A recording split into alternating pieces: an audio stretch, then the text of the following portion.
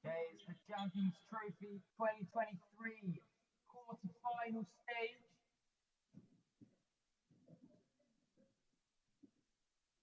The match format is best of 5 6-game sets.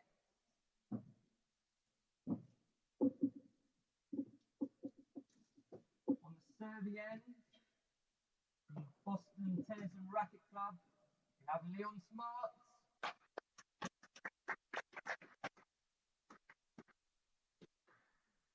And on the receiving end, from the Queen's Club, Bryn Sayers.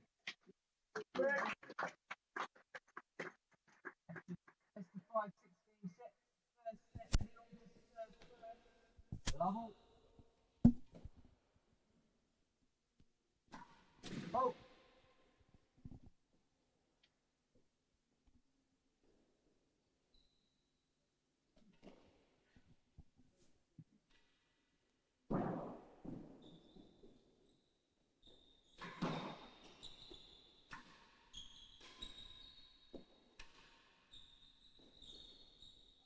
Up.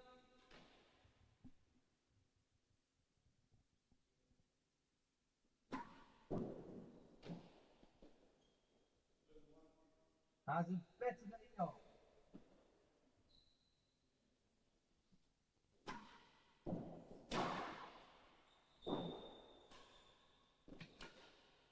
Out of court. 15 all. Time.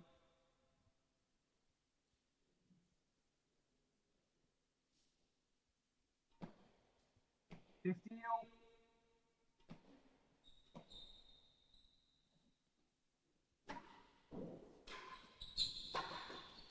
13, 15.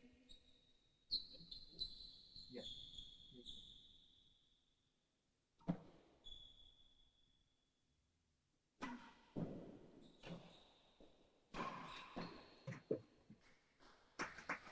40, 15.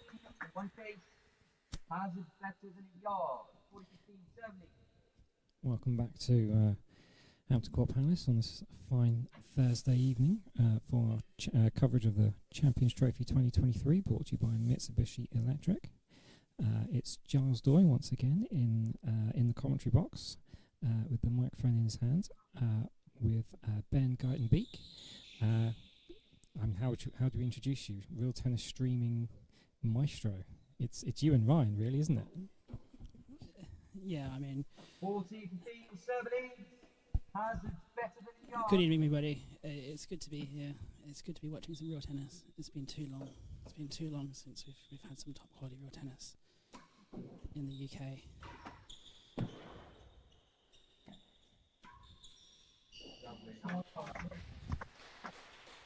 The Americans have been having all the fun in the last few months. So now it's our turn again.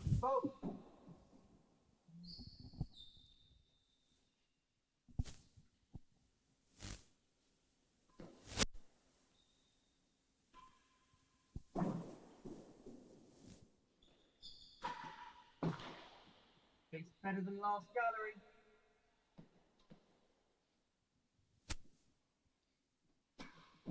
Bolt.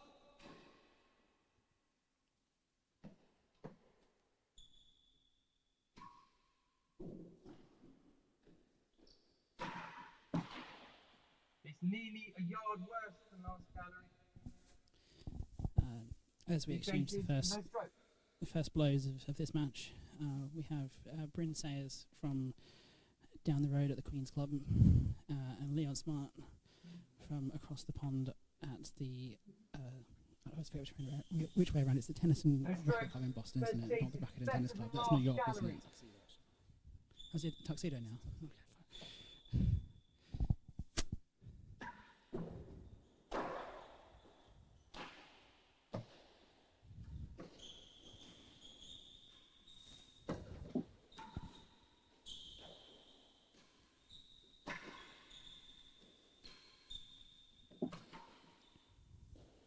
fine. On paper, you would have to say that Bryn is probably the favourite for this match, but Leon does have a reputation of giant killing in tournaments, so you can never count him out.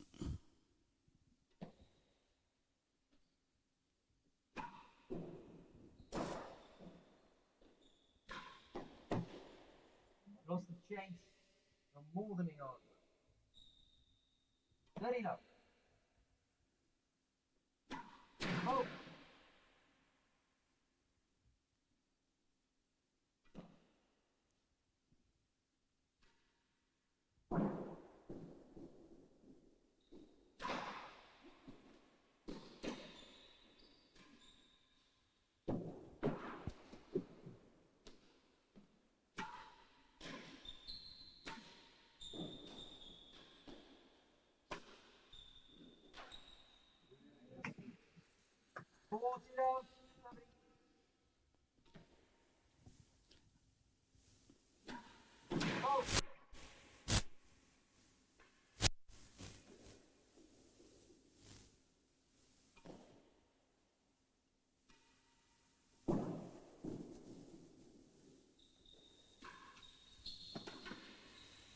Out of court.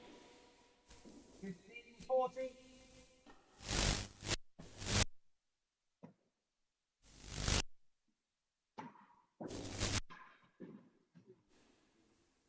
Getting to the server, one game ball.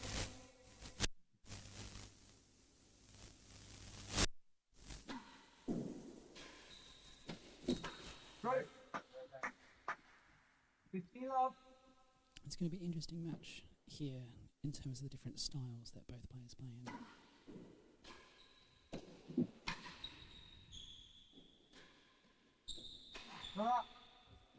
Bryn has his own unique style with his cross-handed backhand and somewhat ambidextrous nature, whereas Leon comes from the school of thought that's common amongst the American-based pros these days of just get the ball over the net, get a racket on the ball.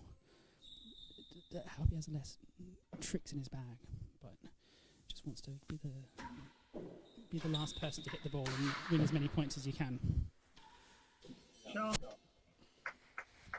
Yeah, I think we're definitely seeing from these opening exchanges a real kind of power game coming from Leon, contrasting nicely with, like you say, Ben, Bryn's double-handed backhand is something you could watch that all day long. I can watch it all day long, but never understand it.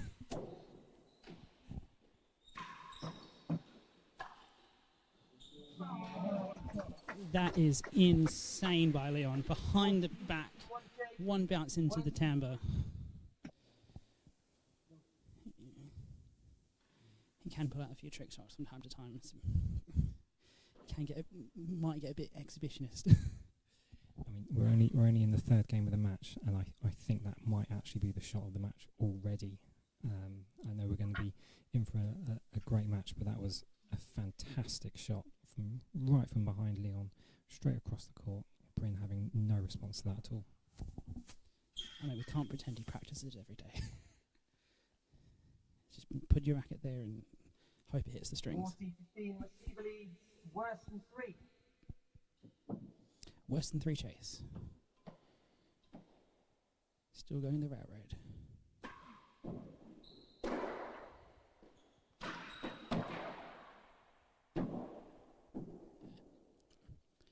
And an errant force loses the chase. You wonder, worse than 3, is it better to play it off the floor as opposed to trying to whack it at the dead on?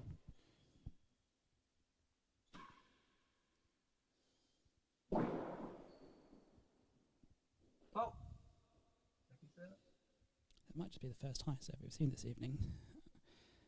The earlier match between Nick Howell and Steve Agona was predominantly railroad.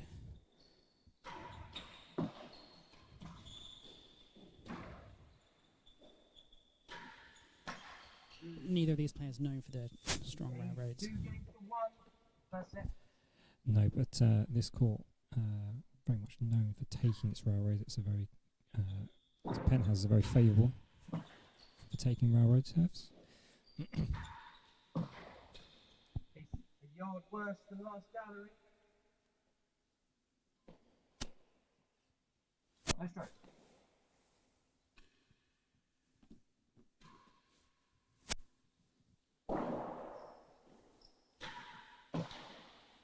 It's more than a yard worse. 2 chase. Seeing the hitting game coming out by Leon now. 2 long chases. And he backs himself to be able to cover the floor game to defend on the floor. I mean, it's something we're seeing more and more in the modern game. Just slap the ball at the back wall, get the long chase, get down the service end. If it goes to the dead on, great. If it doesn't, then at least you've got the chase. The last gallery. Yard work.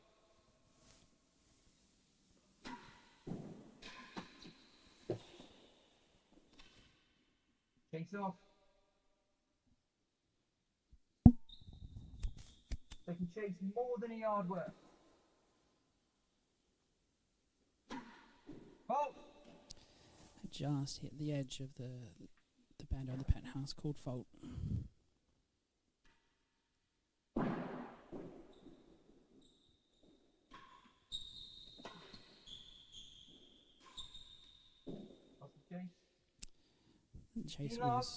Chase was a yard worse, puts it in second gallery, but loses the chase.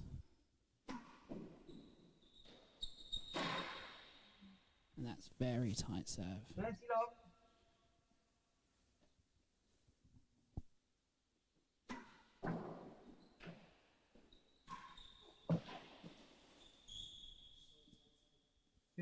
30.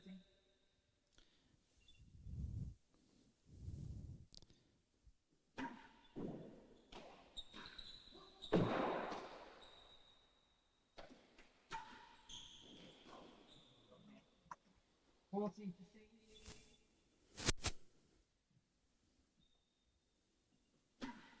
Oh.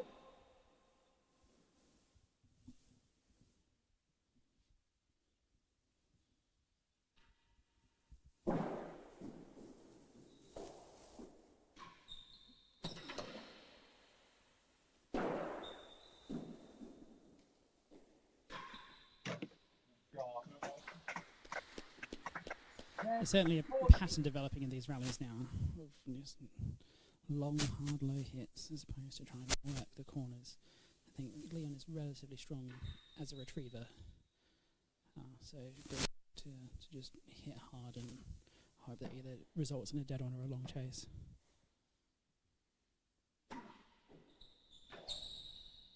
And another very tight railroad. 3 games to 1. Oh.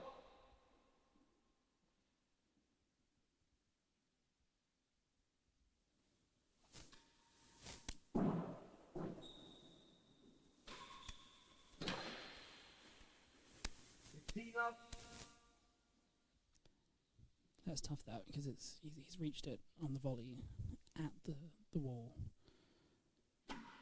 And so if he lets that go, it's probably cutting down to half yard, so he has to volley it.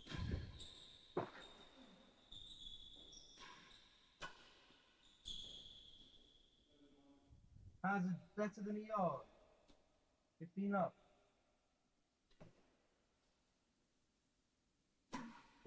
Oh!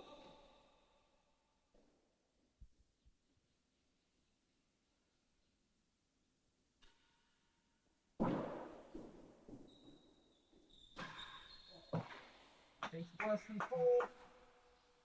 2 chases.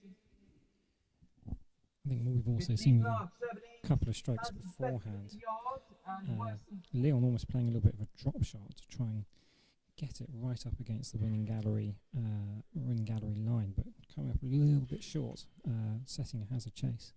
But Bryn could really do with coming down service end and starting to dominate a little bit of the serving.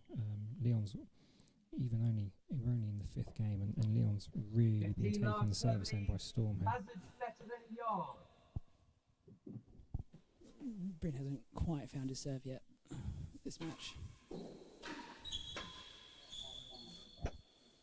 15 all, case worse than 4.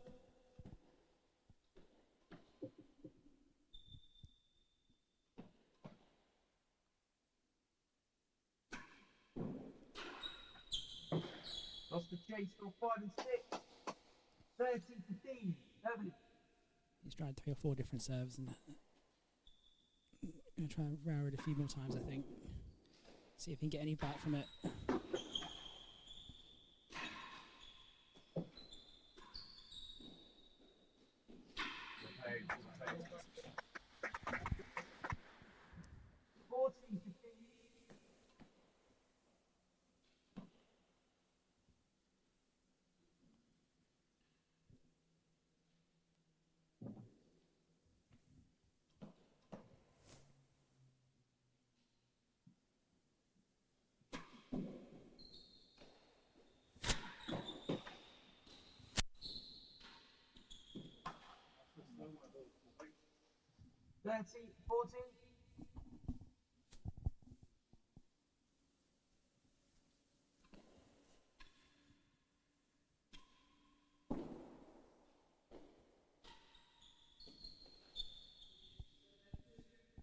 One of the things with Hampton Court, there's no gutter under the net to collect all the balls in, and the marker is at the back of the court, so balls tend to congregate near the net instead of in the gutter or in the basket.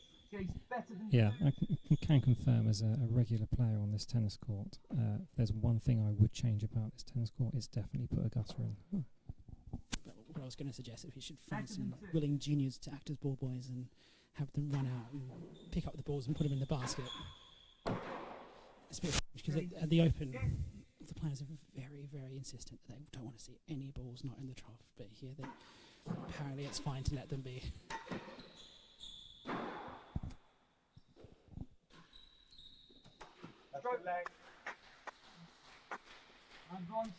Yeah, I guess when the court was built nearly 300 years ago, there probably would have been little boys and little girls who would have cut the balls up for the nobility, which is probably why they didn't put a gutter in.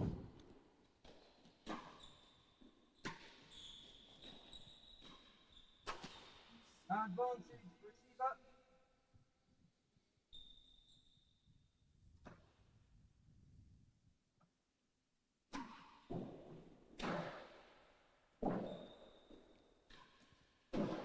Last gallery. For those of you listening, I think there are 4 other courts that don't have a gutter in the world. So if you think you know what they are, do leave it in the comments. Are we counting Falkland Palace as one of those 4? We are. Falkland Palace is one of 2 that doesn't have a basket hole.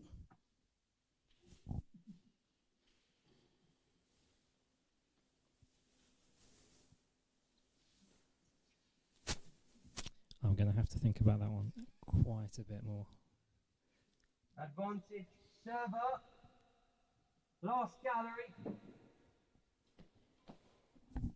Of course, famously, the old Washington court had its basket hole near the main wall because the architects got it wrong. Oh! Sure.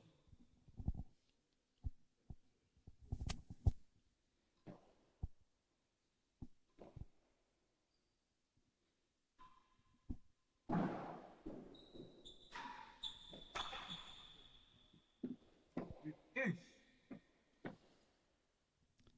Architects also got it wrong at Oratory because they put it in the centre of the building, not the centre of the court. Oh!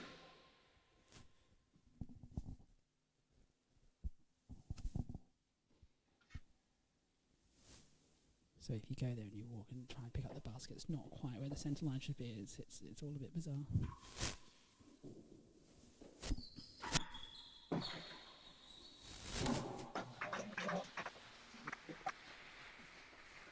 Advantage server. So first squirrel shot of the night.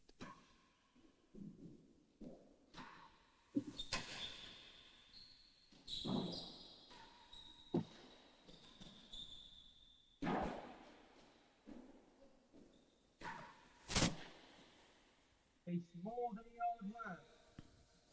Again, we're both seeing both players hitting longer chases than we were in the earlier match of the night. I'm guessing most of them have been around about the last gallery mark, whereas the earlier match was much closer to the 3 or the 4 mark.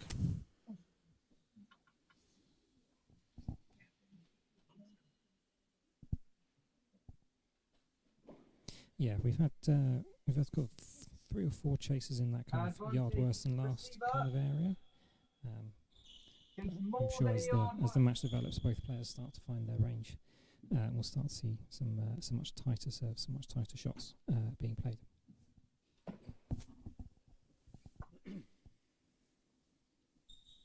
More than the old one.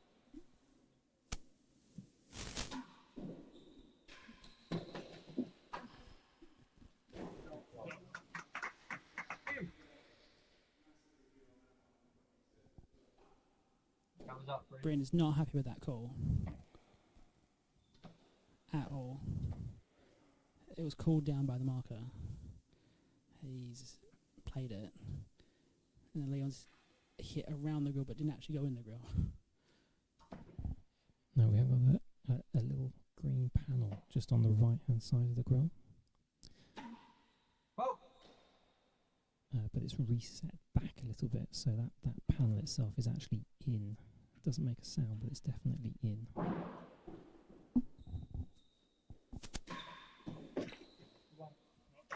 And for anyone who ever asks, no, you're not going to be introducing VAR.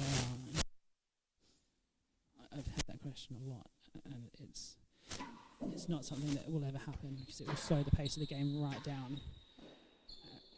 And it's not possible to have enough cameras focusing on enough places on the court that can't be obstructed to get any kind of hawk-eye or slow-mo, unless someone wants to pay tens and tens of thousands of pounds to get such a system installed. Wouldn't be cheap. Surely a completely glass court would solve that problem. But if you have a glass court, then you have a fraction of the glass. I mean, I think in a game where at the top we let the players call their own hazard chases, having the precision of a VAR is a bit mute. 3 and 4 and better than 4. I mean, I can't think of any other sport that lets the players call their own scores. At the professional level, no, absolutely not. Got change of ends here at it's been quite a long game. This fifth game, back to Juice. I'm starting to get a couple of slightly tighter chases now. 3 and 4, best than 4. Both players starting to find their range a little bit more. Yeah, it's a great shot there by Bryn. Picks it up off the wall and dumps it in the hazard galleries to win the chase.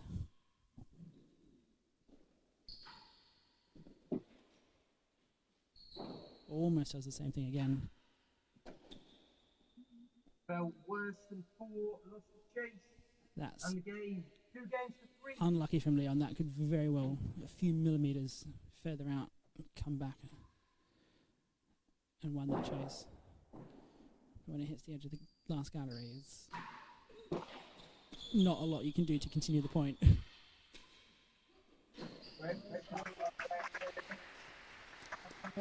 It's great control there by Bryn, just pushing Leon to the side of the court. That volley had so much control, just to take the pace off of it and let it die in the fucking corner.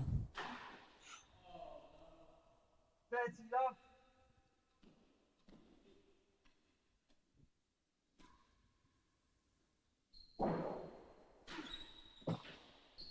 He's half a yard worse than last gallery.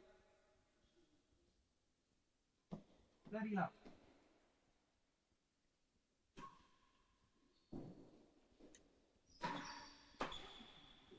Sure. 15-30.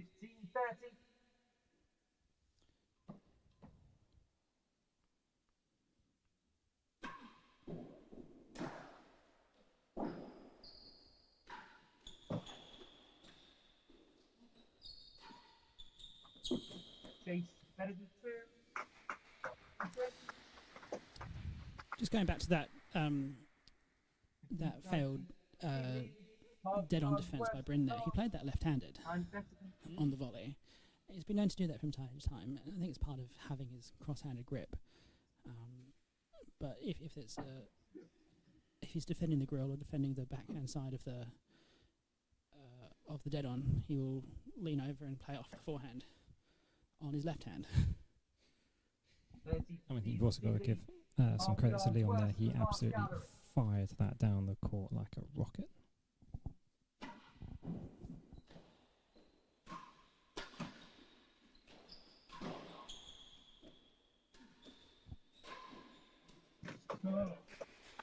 And Bryn finds the dead-on.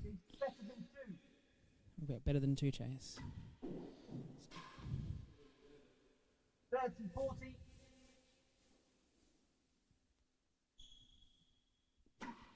Foul.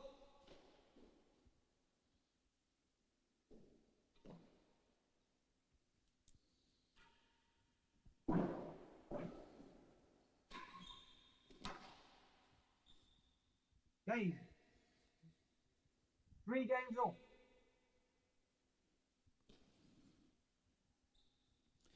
I think if you're looking for what the difference is between this level of pros and the level that Cam and John are, is that kind of scrambling across and playing the forehand quite close to the wall. Cam and John dig that out every time. Leon kind of overruns it even sometimes and gets kind of caught up in his feet. And then similarly from Bryn, chasing that ball up the court, John and Cam have so much control over that stroke that's close to the wall.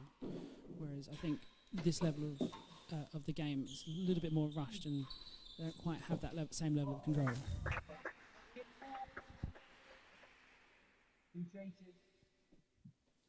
I think we've definitely seen a few shots coming off the back wall from Leon to Bryn, and I think Bryn's just been caught out a little bit by some of them. I don't think that's anything to do with fitness or anything like that at all. I think he's just sort of trying to anticipate the ball, and it's a little bit faster than he's thinking, or he's kind of a couple of steps behind from it. Chase better than 2. Better than 2 chase. Not really sure what Leon was trying to do there on a better than 2. It seemed an admission that the serve was too good and just going to get through to the next chase.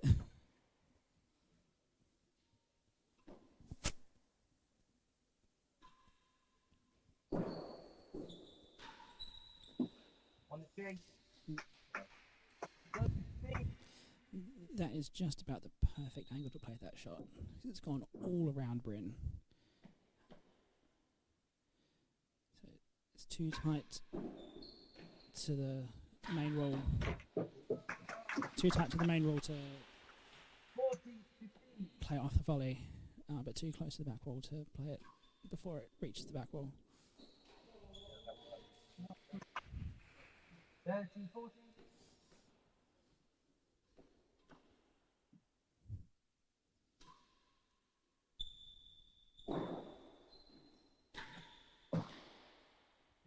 Better than last gallery. Anything loose and Leon's just whacking it at the back wall. Doesn't really care if he goes in the dead-ons or... I think Leon's pursuing a pretty clear strategy here. Get the serve at any cost. If that involves trying to set, quite a deep chase, then he'll do that and try and just dominate from the service end.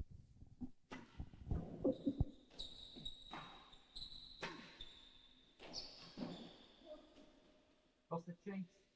Fell a yard worse than last gallery. Gave to the server 4-3.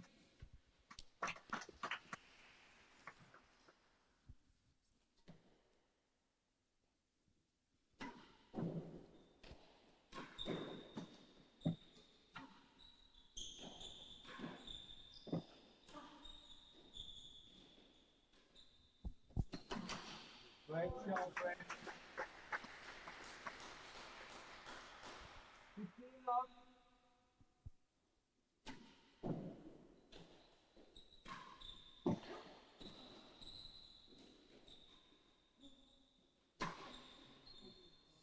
Yeah, I'm going the paddle overhead shot for that one. It's not an often seen shot, that one.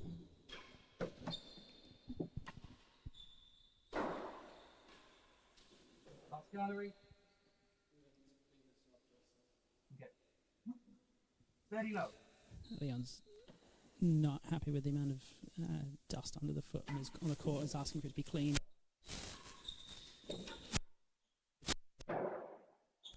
But if the player's feeling it's unsafe, then you'd be wise to clean it again, wouldn't you? I think also you got to look at the absolute power that both of these players are putting in. The amount of felt that must be kind of coming off these balls. It's probably little surprise that we're getting a lot of felt, a lot of dust coming down onto the floor, and particularly the pace that these two guys are running around with. You don't want to risk a slip or an injury, anything like that at all. Yeah, these balls will be 3 or 4 days old now since the start of the tournament, so the felt will be really coming off them now. If you imagine at your local club, when the pro puts their new set of balls in the basket, how excited you feel, but they don't last very long, do they? No, not at all.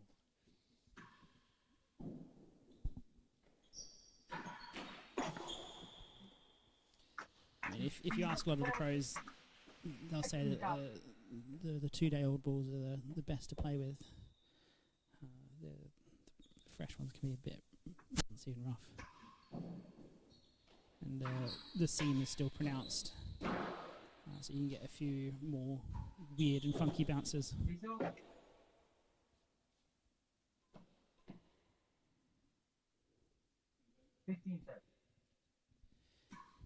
Yeah, that last point hit the second gallery post, so it's chase off.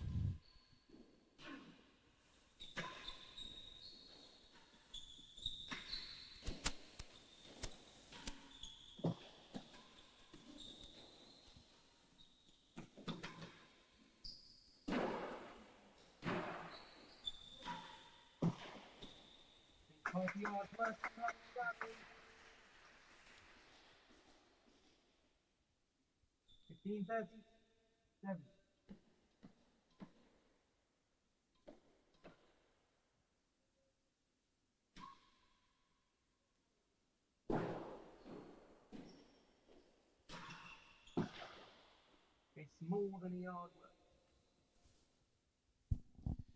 I think what we're also seeing from Leon down at the hazard end, anything loose, anything that's coming off the penthouse, anything with no pace in it, we're definitely seeing a lot of cross-court action, but not really looking at the galleries at all to kind of secure last gallery, second gallery. He's definitely aiming for the corner. He's definitely aiming to keep it down on the floor to try and place a little bit of pressure on Bryn's serve. Though he didn't hit the last couple of them with topspin.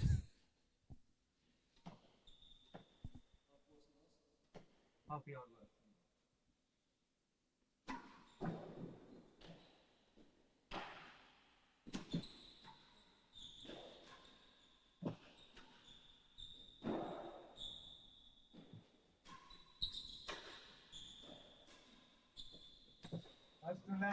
That's fantastic play by Bryn.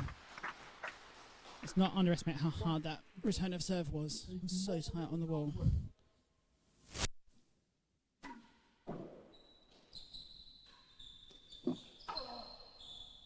Aim to the receiver. 4 games all. 4 games all in the first set. As Bryn leaves that for a hazard. It's been pretty nip and tuck as we've getting to the business end of this first set. No one's really taken a big lead at any point. Chase 2. 2 chases.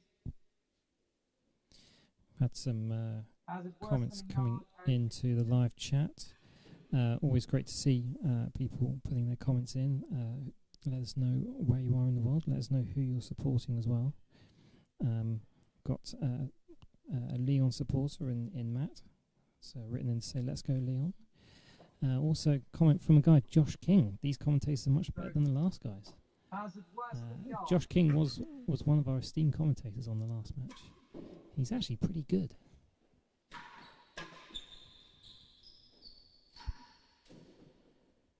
One chase 15 love. Chase 2. 15 all. Again, that last shot off a short chase from Leon didn't have much intent to it. He really figured out a way to attack the short chases if the serve's any good. Whoa. Got another instance there of a high serve from Bryn, which I'm not getting a lot of success from those tonight.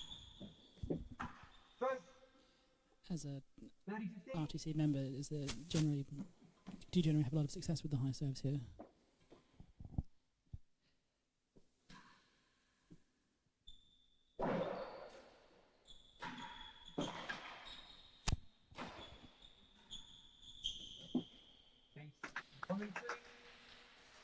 Short answer, Ben.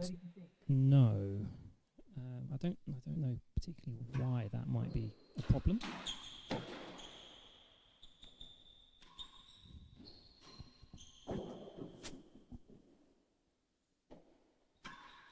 I think there's generally 3 main factors as to making a court that have a good high serve. One is having a high ceiling, which Hampton court definitely has. The second is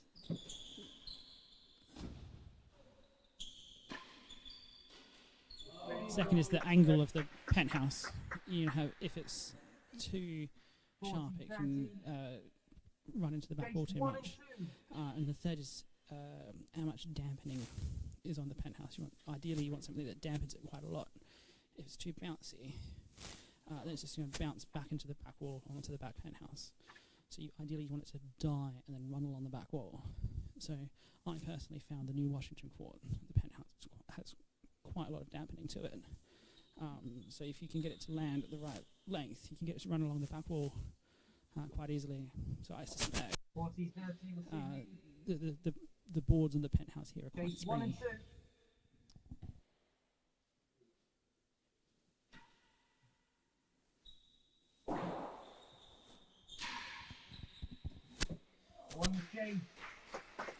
It's an excellent shot by Bryn, but there you could see on the high serve that sprung off the penthouse to the centre court line. I think that was Leon's first non-railroad serve of the evening as well. 15 love. I mean, there's different philosophies about serving. One is that you should serve your best serve all the time, and the other is that you should mix it up all the time. Having watched the World Championships at the Oratory a few months ago, Leo van der Zwalmen, every single serve is different. The idea being is you don't let your opponent settle. But at this level of the pro game, you get a lot of people who... Bryn not happy with the marker again.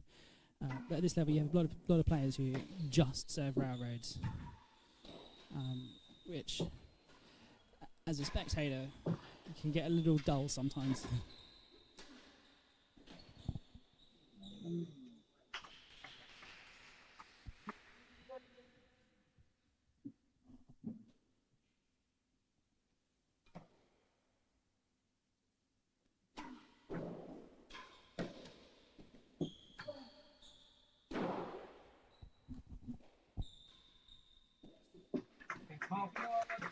Because I think, in general, it's exciting to see players try and problem solve their way through the different stages of the match.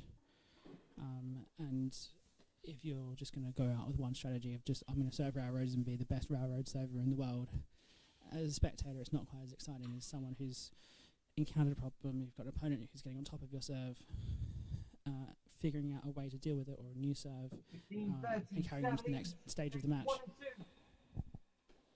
Two very, very tight chases here, 1 and 2.5 yard. And that's one of them dealt with, straight into the dead on. We've got our first half-yard chase of the evening. Do we have an entry into the half-yard Hall of Fame? I like that concept. I'm going to steal it from you.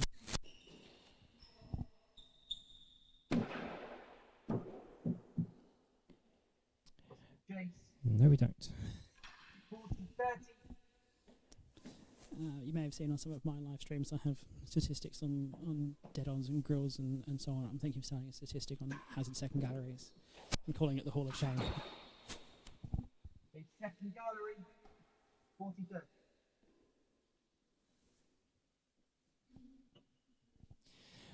Yeah, there's a website of real tennis statistics which does have a Hall of Fame and equally a Hall of Shame for the half yard. So people who set a half yard chase but then couldn't defend it versus other people who received a half yard chase and then sank it into the dead on. I think the statistics are about 20% of half yard chases are won by the receiver, which is not actually that low.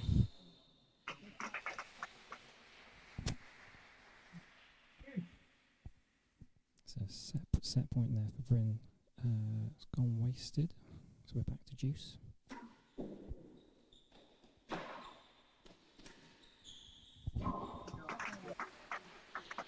Leon finds the grill, takes the advantage in the game. Big game here.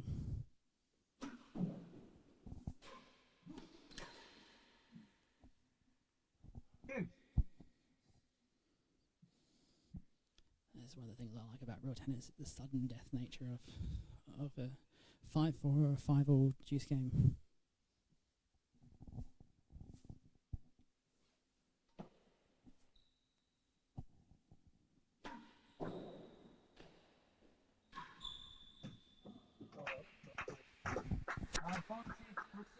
How the set point to Bryn finds the down. What's he going to do here?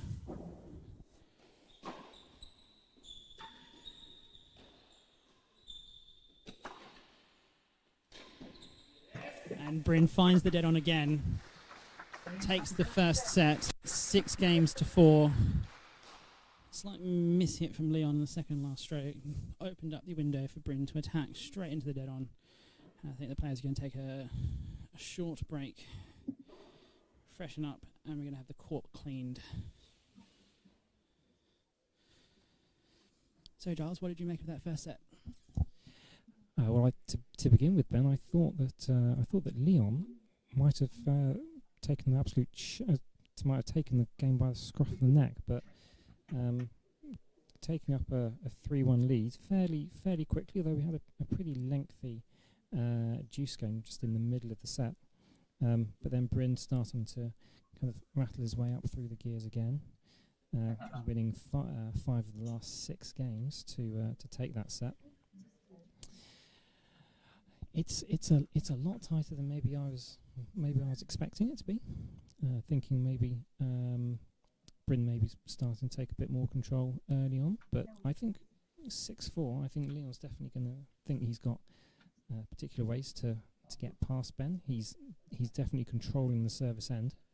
I think that's working quite well for him. I think he probably just needs to get his serves working a little bit. More. But no, this has been a very captivating set, actually.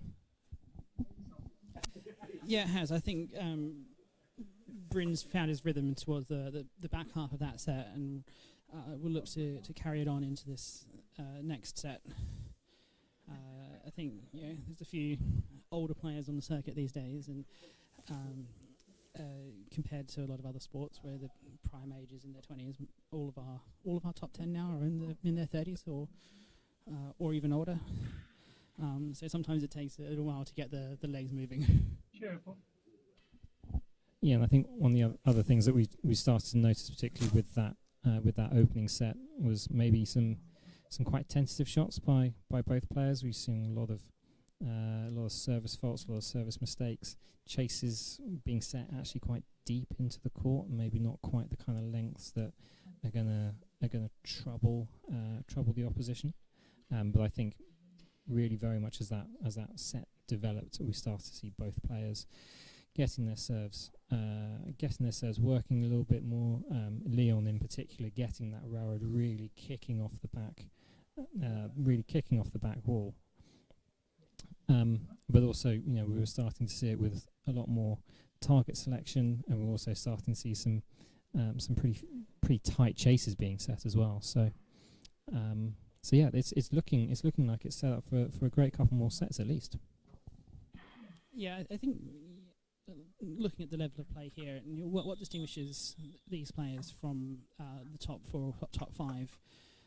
I think part of it is that chase length. A lot of the chase is being set around the last gallery length, whereas if you watch a Chris Chapman or a Steve Fagona or even a Colin, there's so much cut on the ball that you have to be attacking that chase 3-ish region if you're going to have any chance of defending it when you go down to the other end. I think the best proponent in the game for hitting good length chases these days is actually Claire Fay.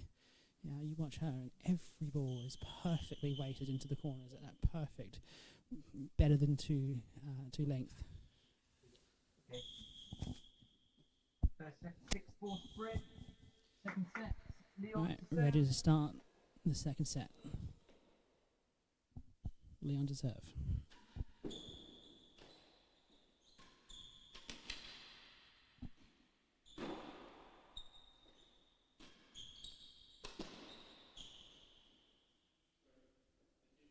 very close to the stroke line.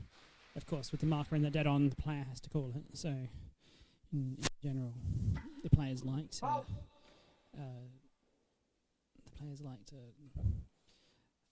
They're not precious enough to lie. They've all been down there themselves.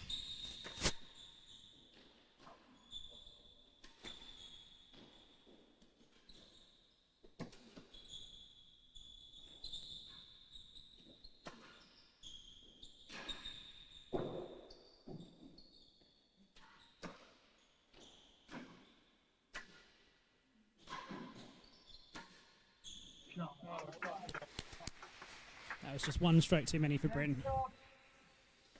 It's so hard being at the receiving end because you can't let any ball go down.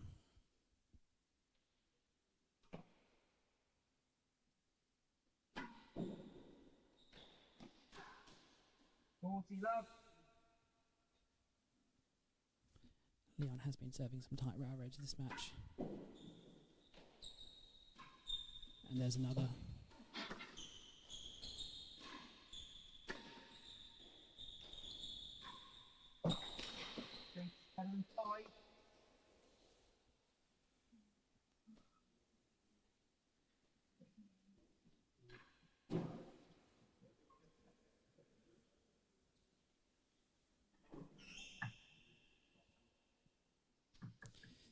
As the players change ends, just to remind you, we're in the first game of the second set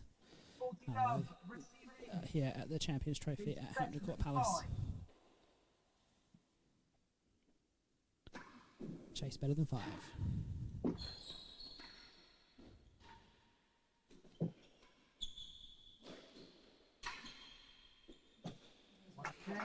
That's that perfect length from Leon into the Chase 2 region.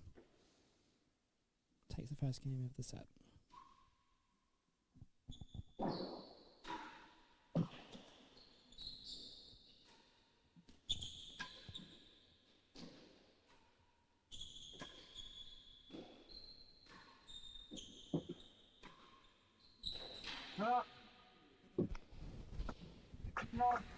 Saw that paddle smash come out again from Leon in the middle of that rally. Do they have paddle and tuxedo? I've never had the opportunity to go.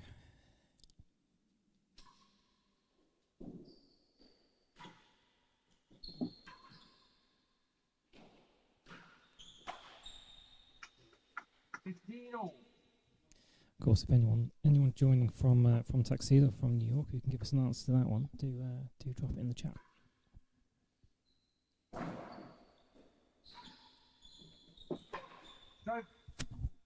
It sounded like there was a plank on the penthouse that needed fixing. It's a very strange sound. Not sure if it came through on the effects mics, but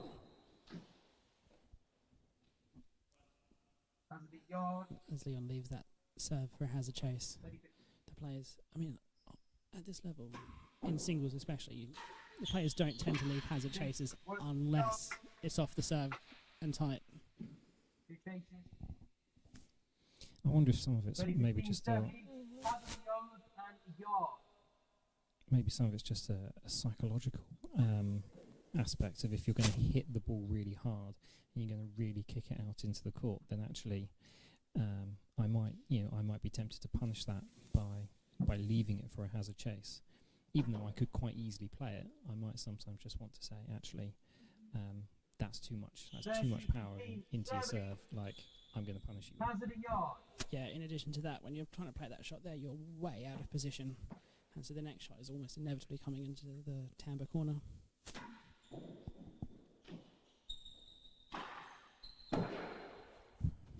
Bryn thought about having that one. That's gone out of court and is not coming back down. 40-15, worse than a yard.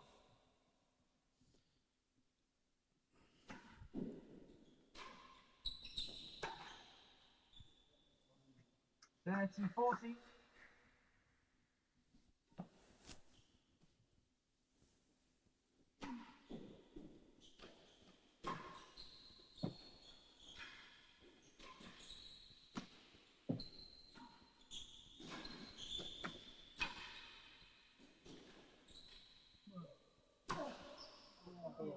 And that smash doesn't come off again.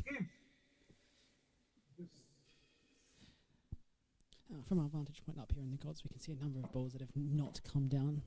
Do they go and get them every now and then?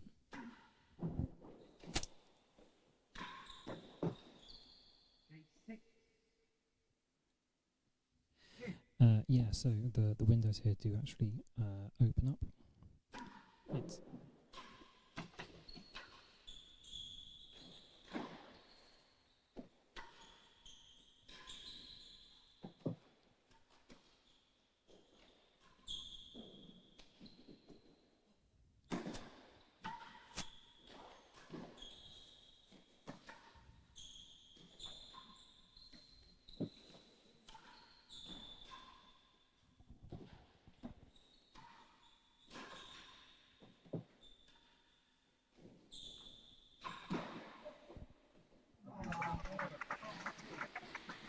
Apologies for the language from Leon there when you misjudged the ball off the back penthouse, but an excellent rally ending in a middle of the court chase.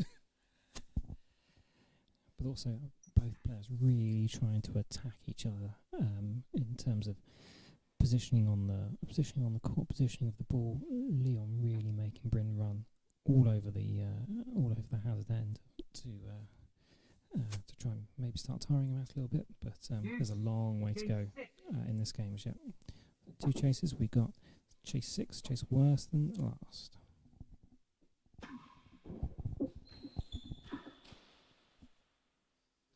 Advantage server. Half a yard west from last gallery.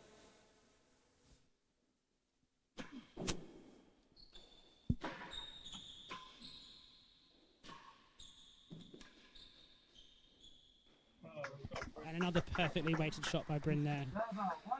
When that second bounce is on the back wall, there's not much you can do about it, especially if you're trying to cover the timbre as well.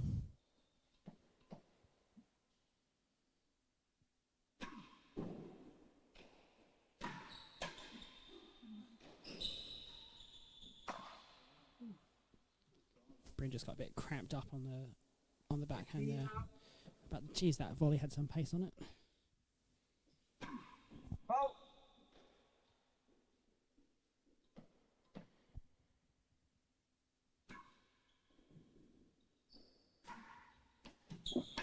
Chase 1 and 2. 15 up.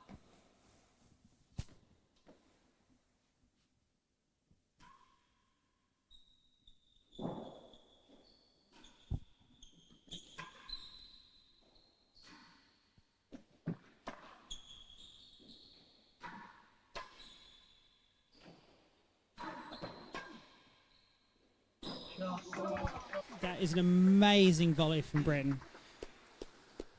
Given the pace that was coming at it, and he just puts his racket there and let it hit the racket, which is something you've all got to do as amateurs in the high levels of the game. And he let the racket hit the ball, and it jarred in his wrist, but he still managed to get such good pace on it.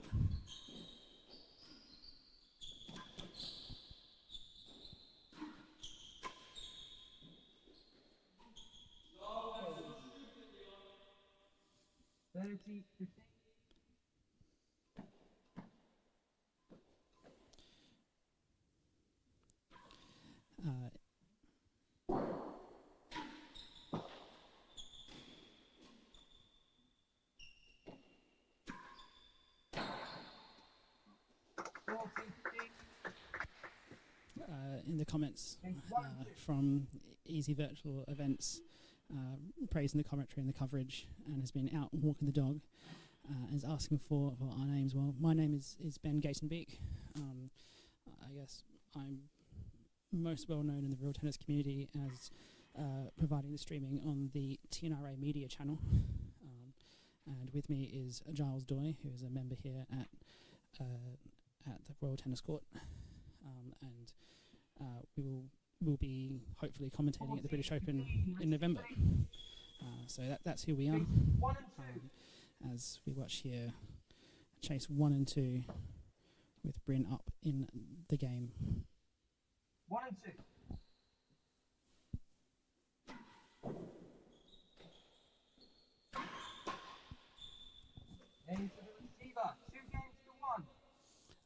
And yes, the marker is Jack Joseph's. Oh!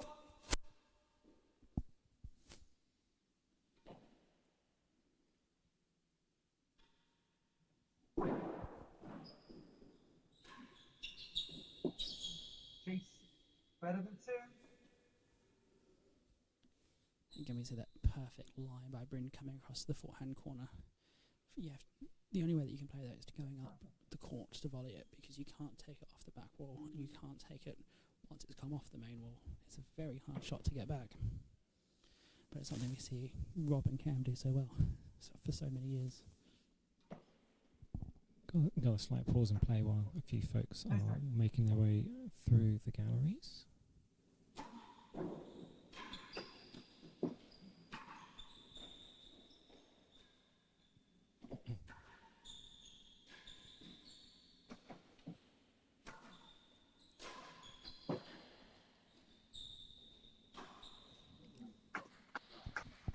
Well, it's clear that these players don't play here very often, because it's a common occurrence at the Royal Tennis Court to have spectators doing crazy things inside galleries, because they're open to the general public who are paying tourists to Hampton Court Palace.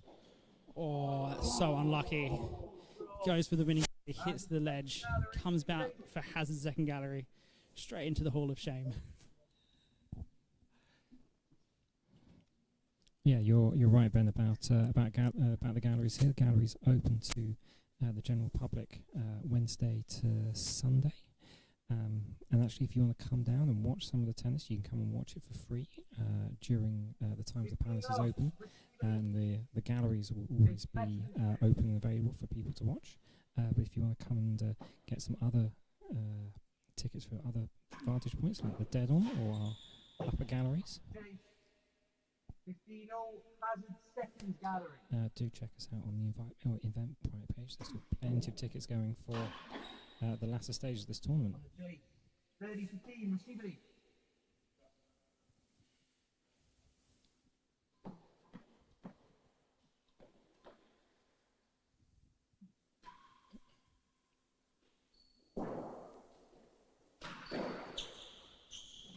Chase, more than a yard worth. That return just hit the net there, so you couldn't quite tell, but that high serve was fractionally too long, because it just came off the back wall with just enough height for Leon to get behind it. Brings to get fractionally shorter with that high serve.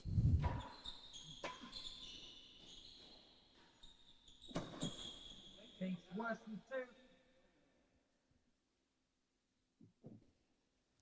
2. Bryn feeling the last couple of calls have gone against him. 30-15, Which you feel like you should be dominating a match.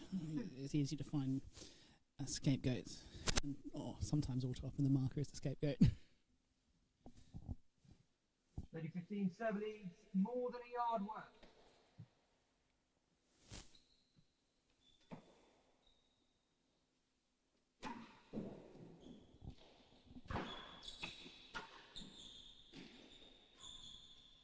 What's the chase? 40-15. Chase was more than a yard worse than last, but Bryn's put that into the second gallery opening. So that's a point to the server. And also a trick shot here from Leon. He's managed to throw a rogue ball with another tennis ball. Back to parity now. 2 games all in the second set. That trick of hitting a tennis ball with another tennis ball, I felt it should be called the coup de Chapman.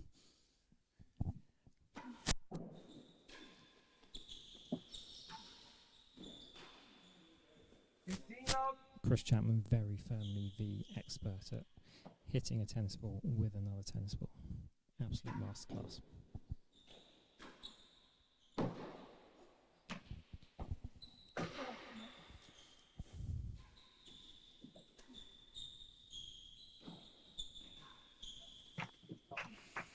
Bryn finds the dead on eventually in that point, but that first force was on the bottom plank of the penthouse. He couldn't have got much closer.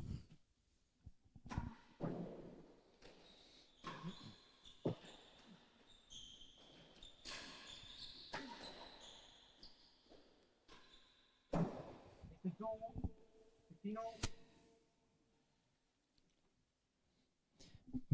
We've been talking quite a lot about different features of the court. There's quite a lot of sort of idiosyncrasies of the court that I'm sure we'll probably cover during the whole of the live stream. Definitely one of the curiosities about this court is the bando. It is gigantic.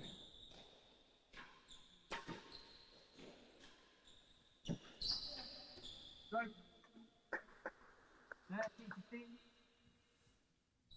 Certainly compared with a lot of other courts, the bando here is Oh. 3, almost 4 inches in some places. Still going to claim the biggest bando is in Bristol.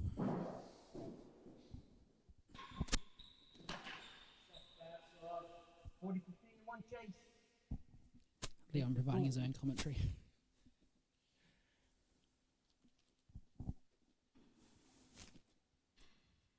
So we've talked about the court having a particularly big bando. We also talked about lots of the windows right at the very top of each side of the wall. So we do sometimes get some balls that come up here and stay up here. They are quite easy to get down. These windows do open up, 14, 15, but it is a sheer drop straight down on the other side. So it's quite a scary exercise for the pros to do every now and then. Oh.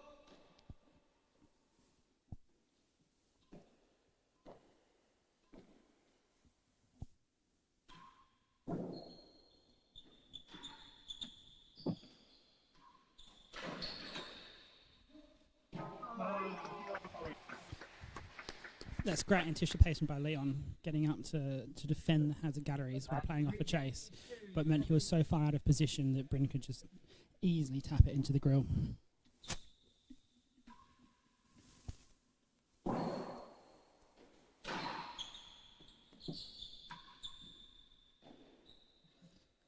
I think that's the best high serve that Bryn served tonight. It's just been a little bit further back and has died at the back wall instead of coming off the back wall for Leon to hit.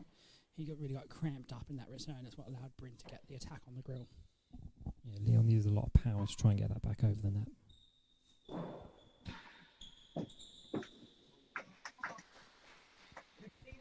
Whereas that one was a bit too short, so Leon wasn't encumbered by the fact that the back wall was there.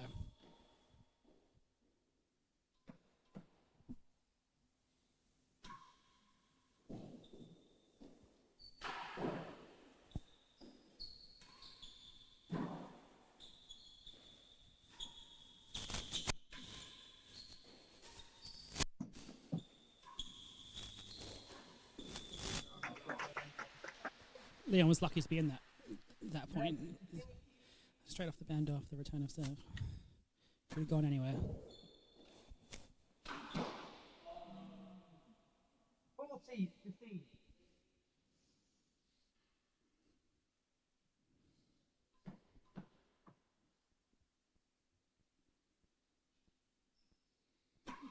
Oh.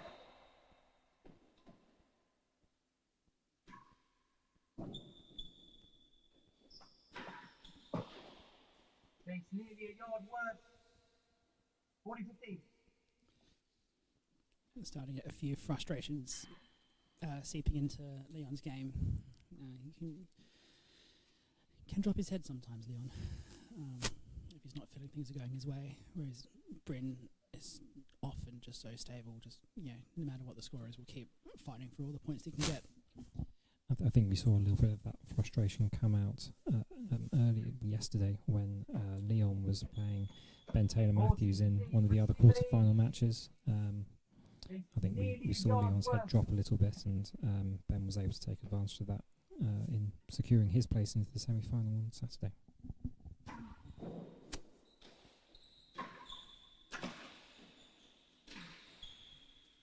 One chase and game.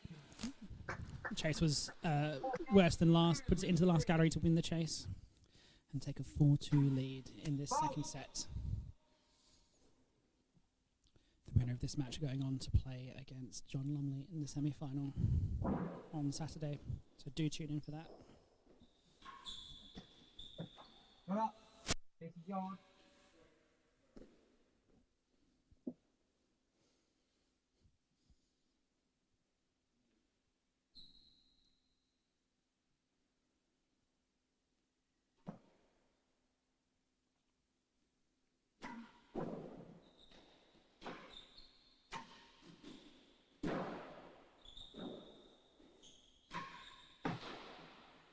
It's worse than second gallery. That looked to come off the bottom ledge No of stroke, the a dead yard, on. and worse than second Really gallery. sprung out. I can't quite tell from the vantage point we're at here. But in some courts, the bottom ledge of the dead on is cinder block the same way that the rest of the court is. But is it wooden? It's a wooden base on the bottom of the penthouse here. All the bando actually around all the green actually you can see on the court is wooden compared with with other parts of the court. You do get a very very clear kind of tap of the wood whenever you're hitting it.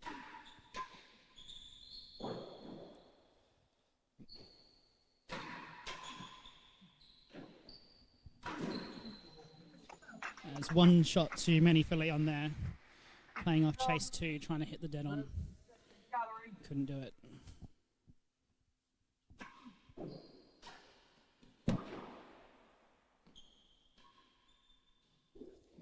Beautiful shot there by Bryn. Leon gave him the opening by putting the ball up on the penthouse and just neatly slots it in. Has carries to the point.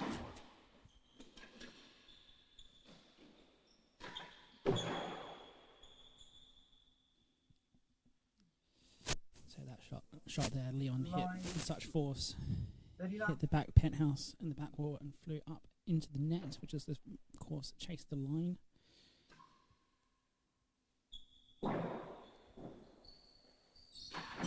If the ball had come back over the net, he would have lost the point. So I think we're starting to see Bryn really kind of turn up the gears now in this second set. He's racing ahead very much he's got game point now to give himself a 5-2 lead in the second set.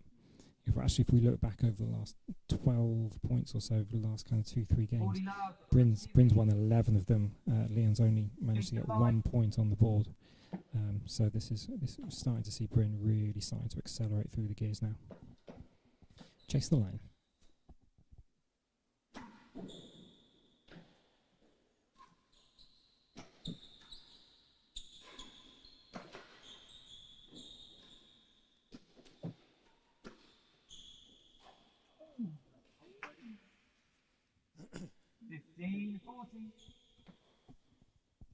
Slight strange bounce there in the down at the hazard end. I think Bryn was appreciating that. Foul.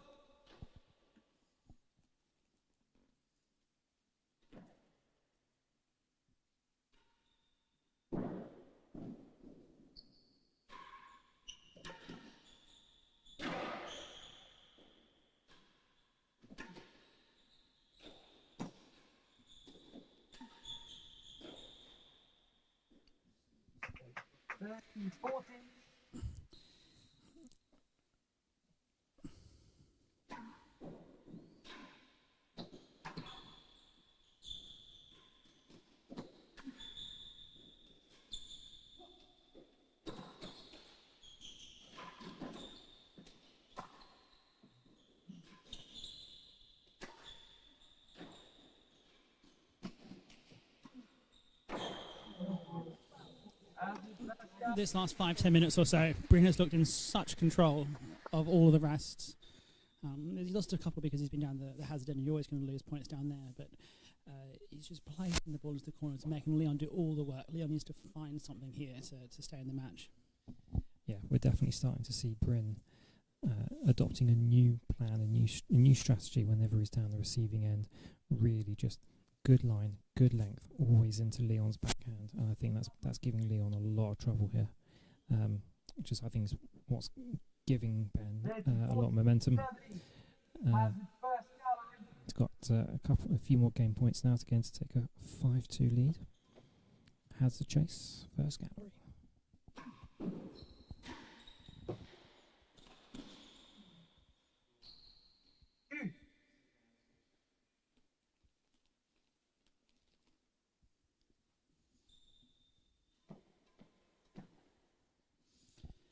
All important 7th game at Deuce.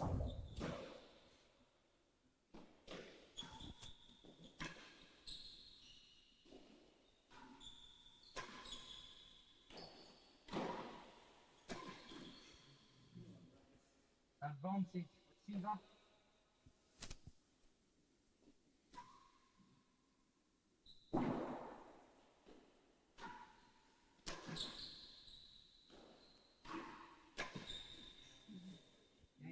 Receiver, 3 games to 4. Leon really needed that game to stay in the set and quite possibly the match.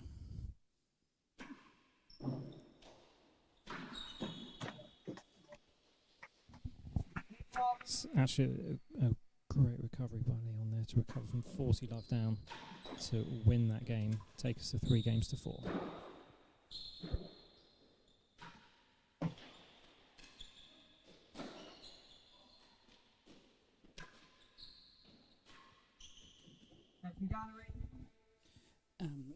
In that point, you may have noticed Bryn, I think in general,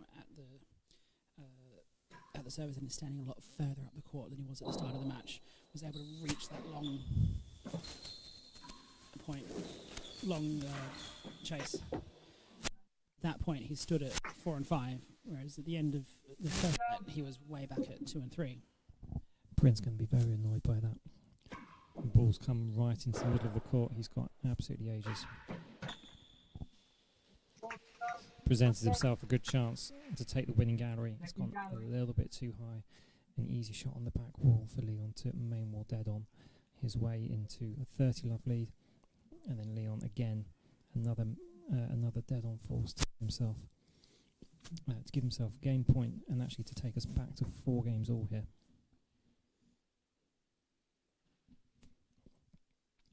Suddenly you feel like the momentum shifted back into Leon's favour in the last kind of few minutes or so. Yeah, he's had a couple of good forces off the main wall. When you hit that shot a few times, it really gives you a bit of a morale boost.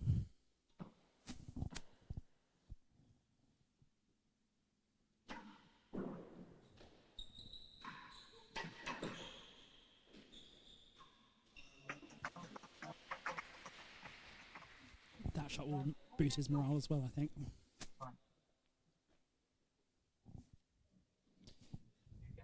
So just at the point when I was saying Bryn had taken 12 of the last 13 points, all of a sudden Leon has now taken 9 points on the bounce. We're back to 4 games all in the second set.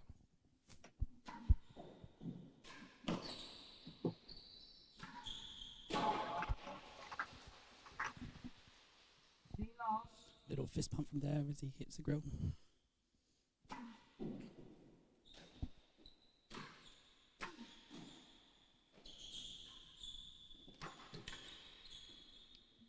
Oh, that's desperately unlucky. 4 all here in the second set.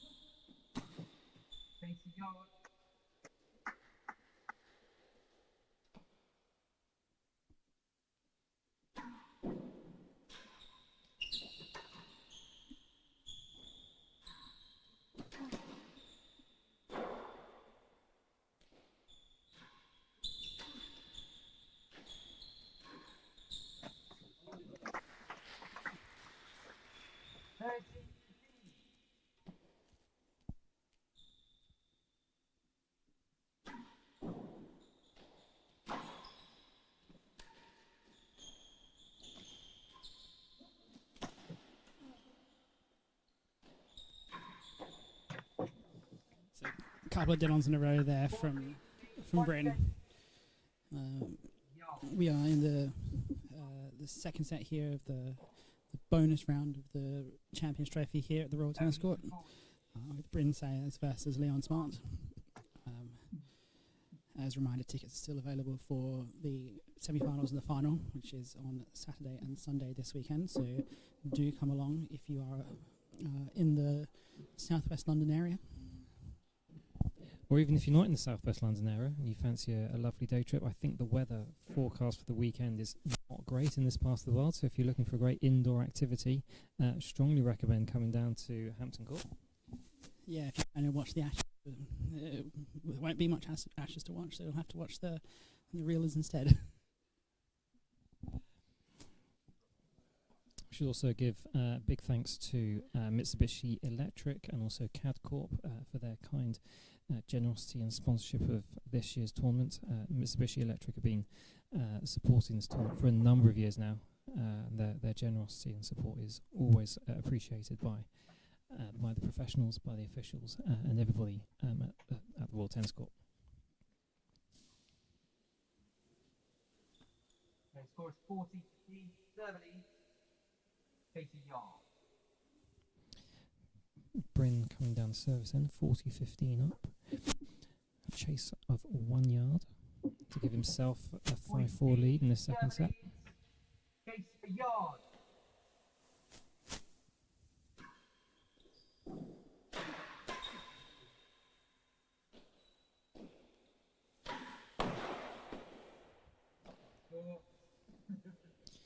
Ends the server. 5-4. First defence there from Ben, only just staying inside down at the hazard wall, but Leon's second attempt hitting the service penthouse and then up onto the roof.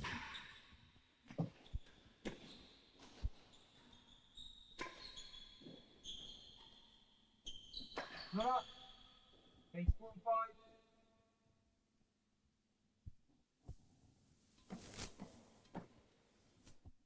No sir.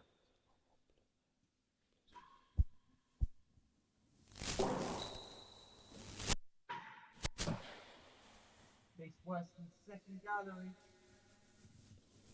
You chase it.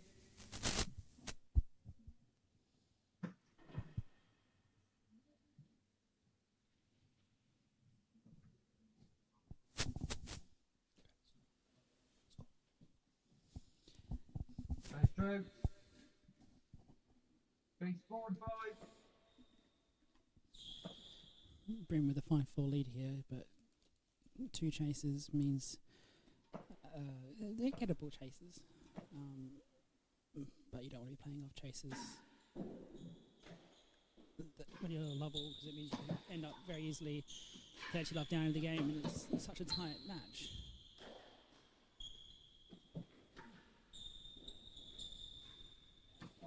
That's a brilliant backhand there from Bryn. Been pushing into Leon's backhand corner for the whole rally, and then just pushes it away into the fourth corner and wins the point.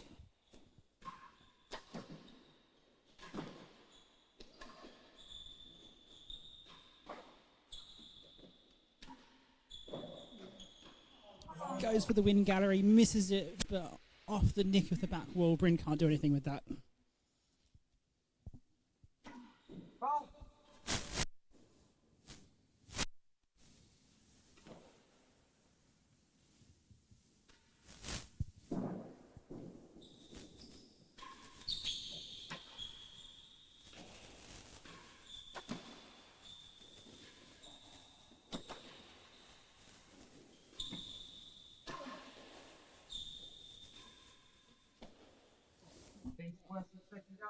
Unlucky, went into the last gallery and came back out again for a worse than second chase.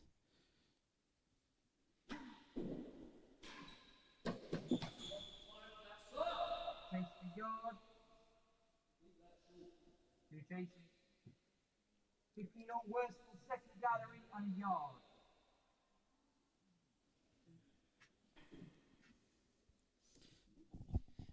I think some of our viewers tonight might be thinking that this court has got a lot of kind of bad nicks and bad line calls. We've been very, very unfortunate here with the number of times it's caught just the edge of the winning gallery or the edge of the last gallery. This is very unfortunate. It's not the court's fault.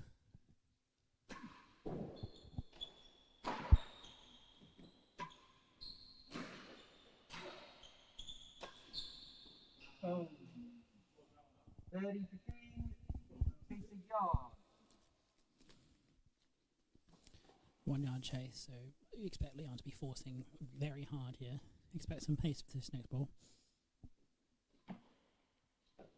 A yard.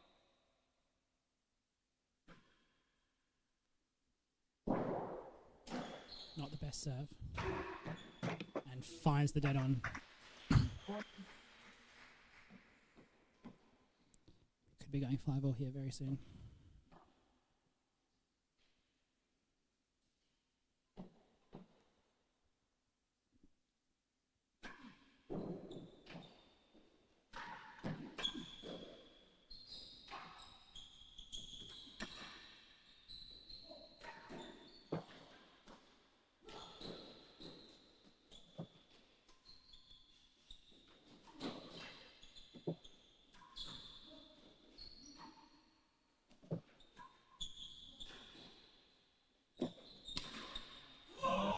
Some great retrieving there by Leon. There's a ball right next to the winning gallery that spun in a very weird way. He managed to get onto it and a big come on at the end of the rally. Yeah, five games all, second set. It's going to be a tight one.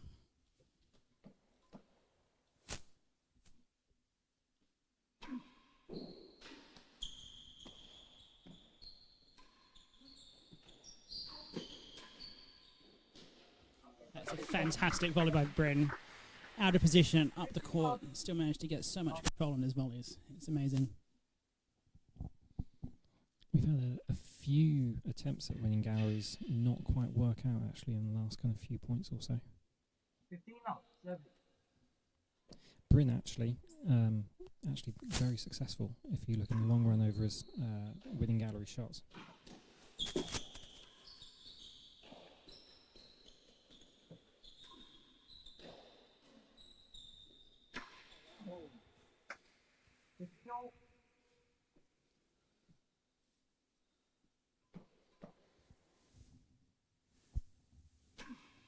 Oh.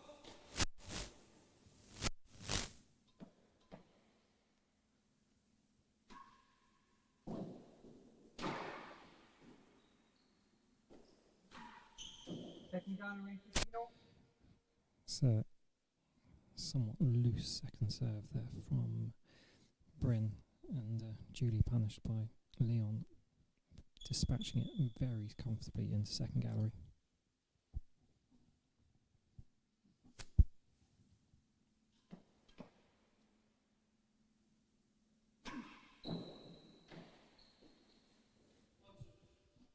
Hazard 1 and 2. As Leon leaves that hazard chase off the serve, as most players at this level do. I mean, if he tries to hit that, then he's way out of position, and Bryn is probably just going to tap it towards the grill. So we are 15-all here in the final game of the second set, his best of 5 set match, with a very decent chase, not very decent chase. Face the second gallery. It's going to be a very, very tight game, I think.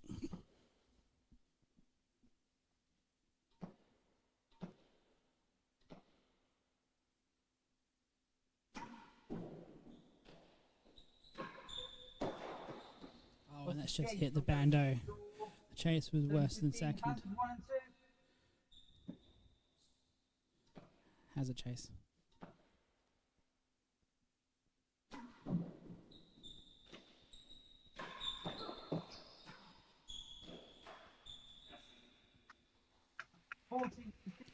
Now we have set point to Leon. Set point here in the second set with the serve. 40-15. What can Bryn do here?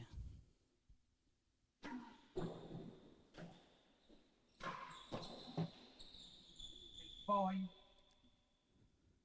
See, he could have left that one to a hazard chase, but elected not to because it was set point down. 40-15. Instead, gets a better than 5 chase. I think you saw a real temptation from Leon there as that ball was going clearly behind him, that real temptation to swing the racket behind his back again. He's done it once already right at the start of this match. Decided to leave it for a chase, go down the hazard end and try and beat 5 yards for the set. Oh. That's a very tight serve. Probably just short of the line, as called by the marker. Again, set point Leon.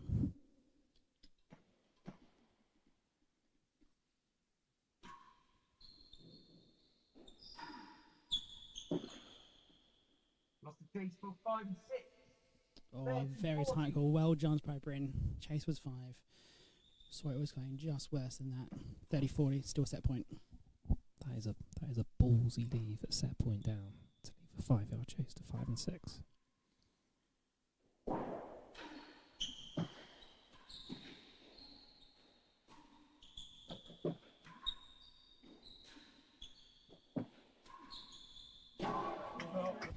And Bryn saves it, finds the grill with juice in the 5-all game. How often do you see that?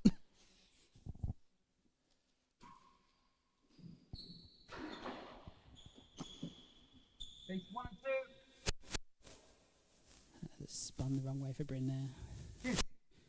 That's what Leon wants, a short chase at 5-all juice. That just tickled the ceiling, that one.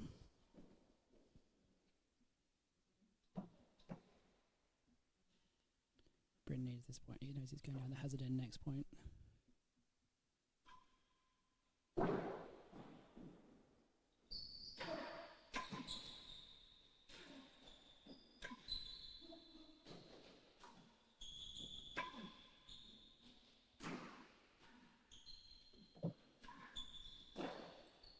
And that's fantastic by Bryn. He worked Leon side to side and eventually found the timber. Gets down the hazard end with the advantage, having conceded the short 1 and 2 chase. So, set point Bryn, but a hard chase to beat. Can he do it?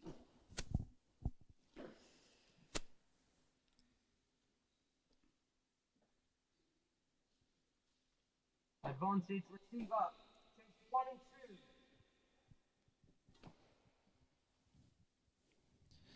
Do we think he goes dead on first time? Absolutely. 1 and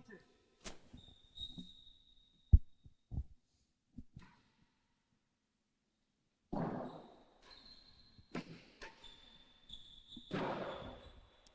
Here's a chance. 1 and 2. And he beats it on the floor.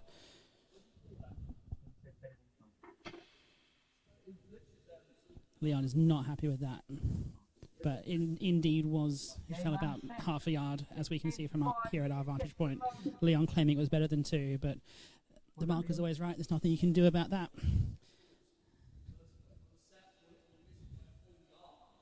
Leon is not happy.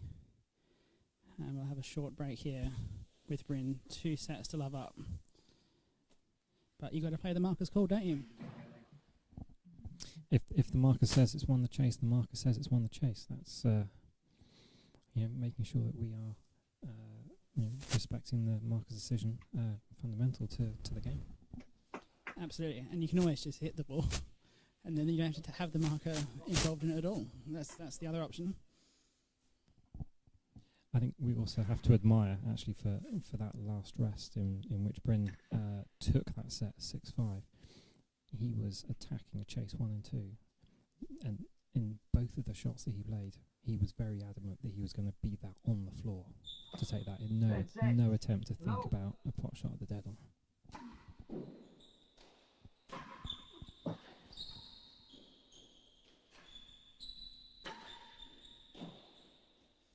And the third set is underway with a hazard chase that just came off the side of the grill.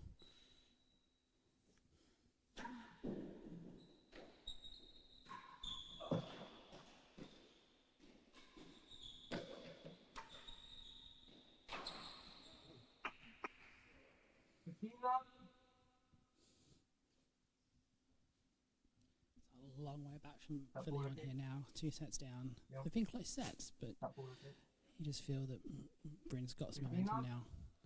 Leon's starting to make more and more mistakes.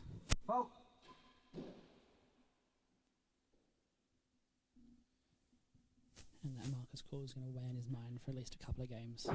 You try and put it out of your mind, but it's always going to sit there as your thoughts. As Bryn finds yet another dead on. His 11th of the match, 17 targets, 11 of them dead ons.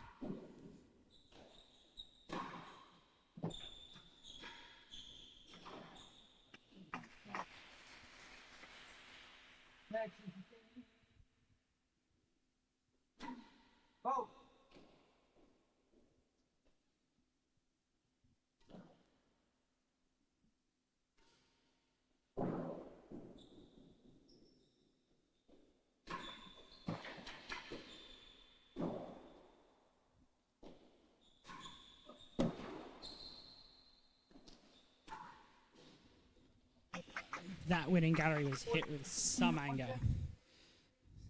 Hazard 1 and 2. I just want to, while Bryn is now 2 sets to love up, touch on the world race. This tournament does have world race points. The loser of this match is guaranteed 1,100 world race points. The winner receive at least 2,200, possibly more. And as it currently stands, Leon is in 7th place in the world race, and he's guaranteed to move up to 6th, dethroning Chris Chapman, who is not playing this tournament. So that's 1 place off what he would need to do to make the qualifiers. That's game of the 3rd set. He leads 1-0.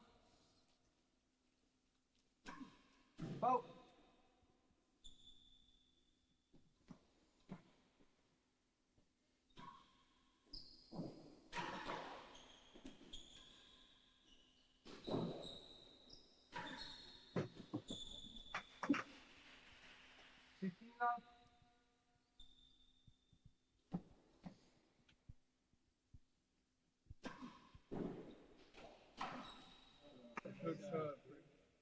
Fifteen.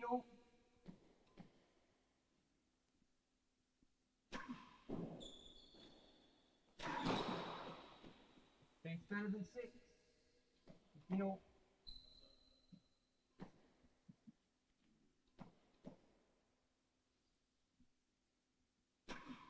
Oh.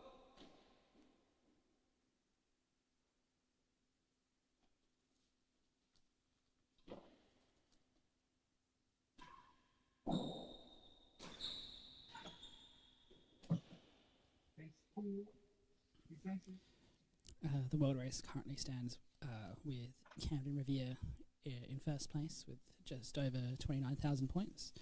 John Lumley in 2nd place with 19,000. One of those two won't be eligible for the world race because they'll be the defending champion. We'll have to wait until September to find out who that will be. And then 3rd and 4th we have Ben Taylor Matthews and Nick Howe with 11,000 points each. 5th place at the moment is Steve Fagona with 9,000, Chris Chapman 8,000, Leon with 8,000. So Leon will go ahead of Chris Chapman at the end of this tournament.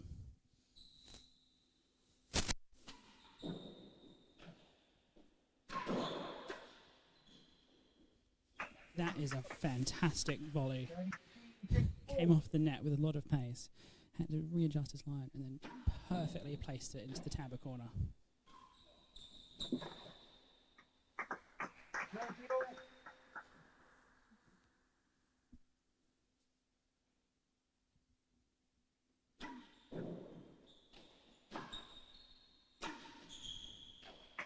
And yeah, another fantastic volley from Leon. He's fired up in this 3rd set, sorry.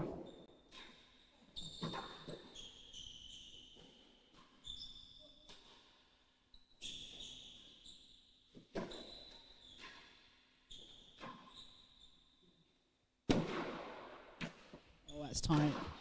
Oh, and he gets it over and knocks the bottle onto the court. That was going to spin back to better than half a yard. Somehow finds enough width behind it and hits into Hazard the door. Hazard first gallery. Or Hazard the water bottle. I think we're certainly seeing a few points there from Bryn, just looking a little bit lost almost down the receiver end. I think a couple of Leon's volleys just wasn't really anticipating.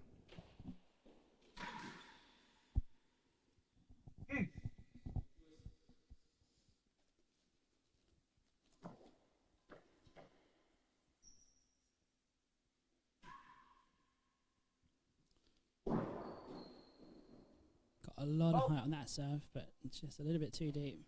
That was within a foot of the roof.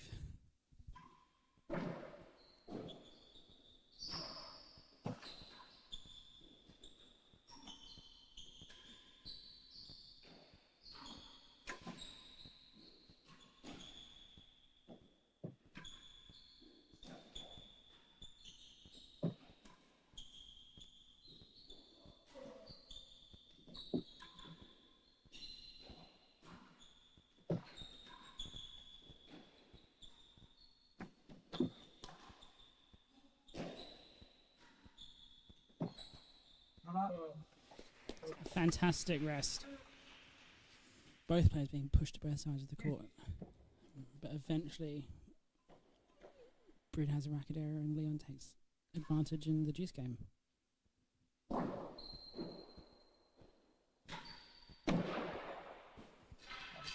That's just hit the uplighter and Leon cannot believe it. Racket dropped on the ground, head thrown back. But alas.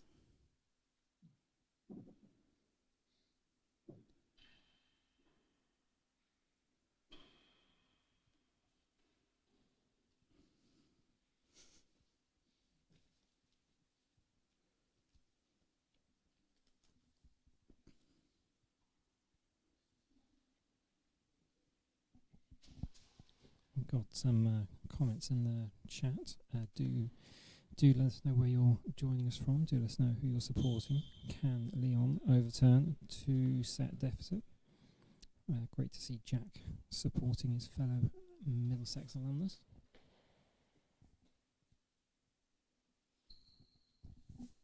For the short time that Middlesex have been a club, they've produced some fantastic pros. Will Burns, a notable former Middlesex student turned pro. Yeah, there's some clubs that haven't produced any pros in the last 20 years, and Middlesex's too. Oh, and again, Leon hits the winning gallery with such venom.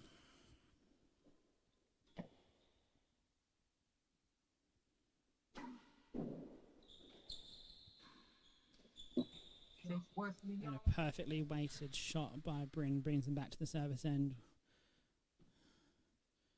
We are still in the second game of this third set here at the Champions Trophy at the Royal Tennis Court, Hampton Court Palace, Southwest London.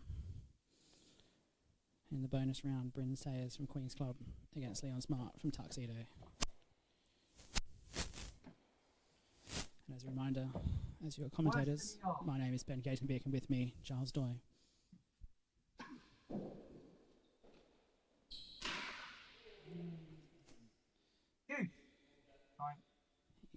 Leon framed that straight into the round. It was bizarre how that ball came out.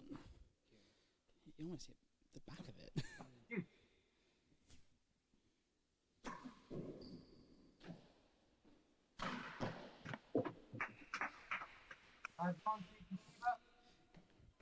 You cannot put the ball there to Leon Smart.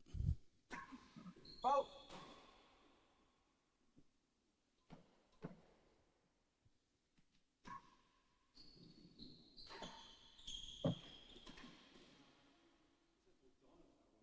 You've got 2 games to love. That's it.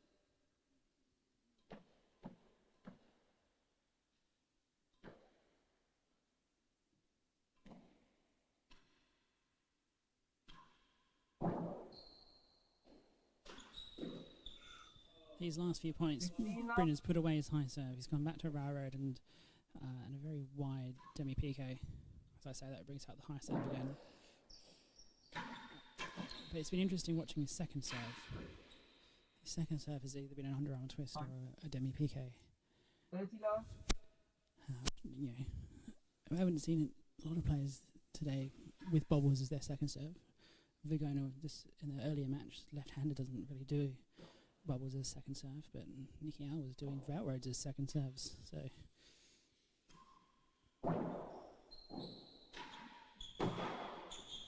as that ball hits Bando, bounces out worse than second gallery.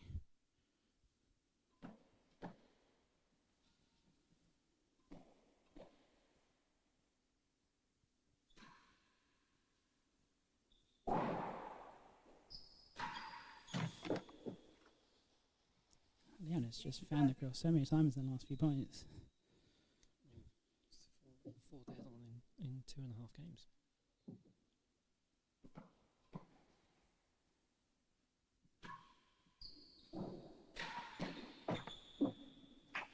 He finds yet another dead on. Made that 5 dead on in 2.5 games.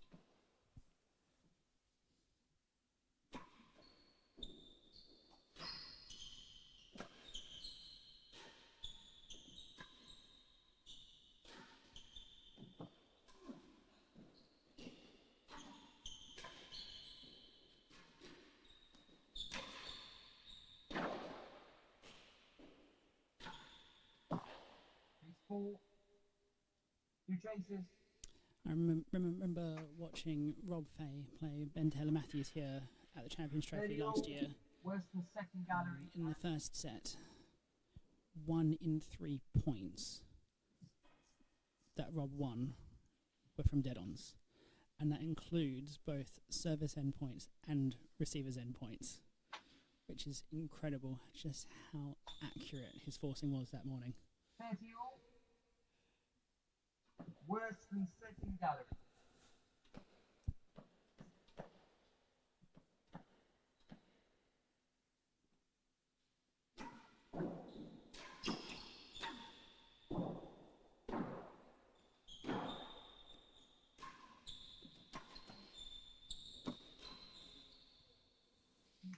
Forty 30, chase 4.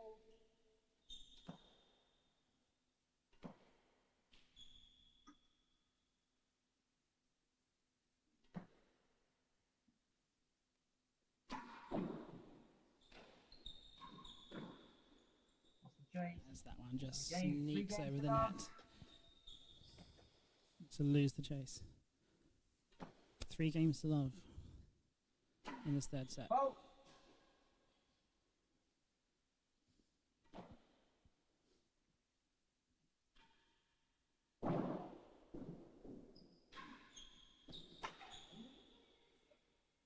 Love.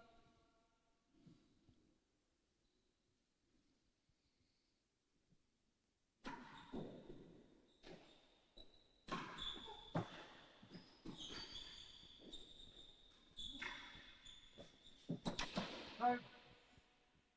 30 love. I think Bryn's playing somewhat like he did in the early stages of the first set. There's a lot of long hits for long chases, as opposed to being carving it into the corners for very short chases. I think probably getting a bit tired in the legs.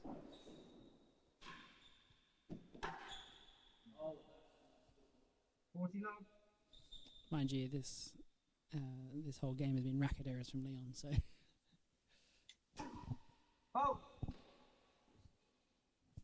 I think what we're also starting to see is Bryn starting to think about another game plan, see if that can give him a little bit of an edge.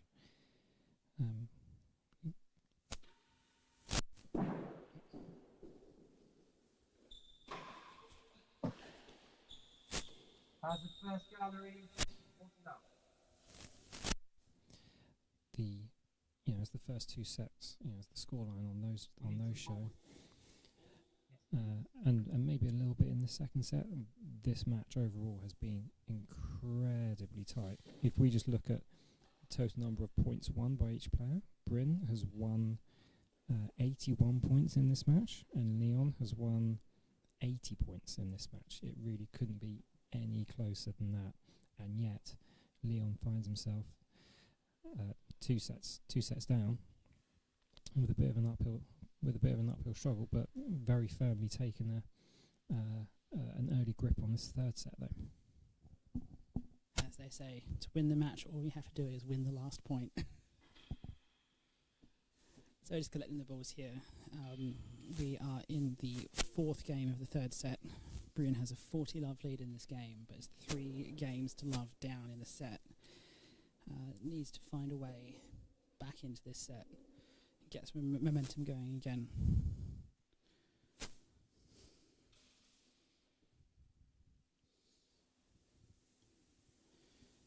Whereas Leon has just been hitting dead-ons in these last few games. I think earlier on, his forces are a bit low or a bit wide, and now they've started to find the target. First gallery.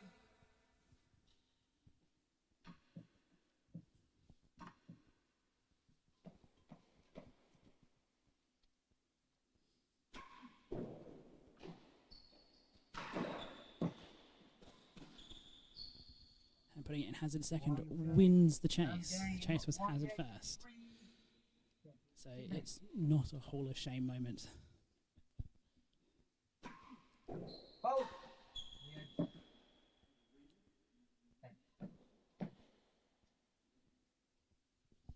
Bryn questioning the marker's call again.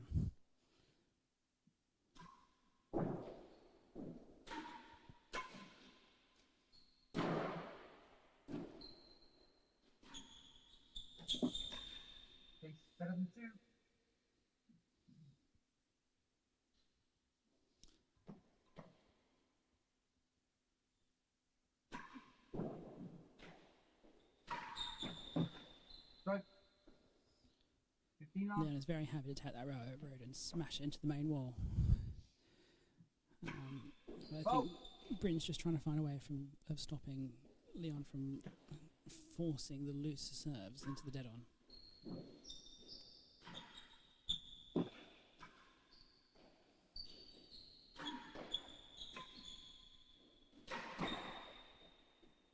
It's worse than 4.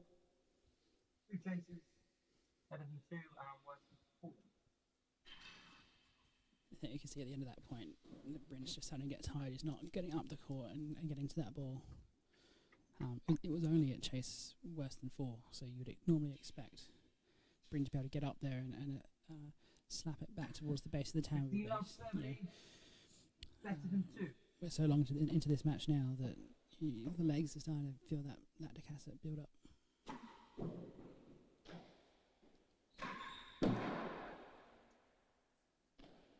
Okay. 30 love, worse We're than going to need to 4. remember as well that less than 24 hours ago, Bryn was on this court again, putting in 4 grueling sets against Robert Schenkman to get him his place into the bonus round tonight. 40 love. Sticky was served with 1 extra bounce that Bryn wasn't judging, hence the failed return of serve.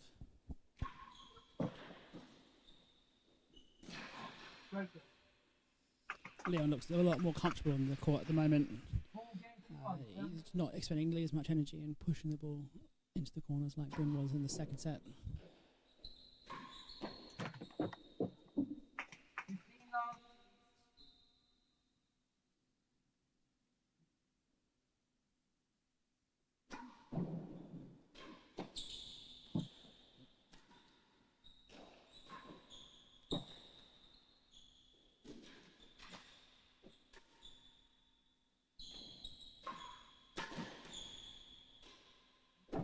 Second gallery. And that ball hits the base of the second gallery post.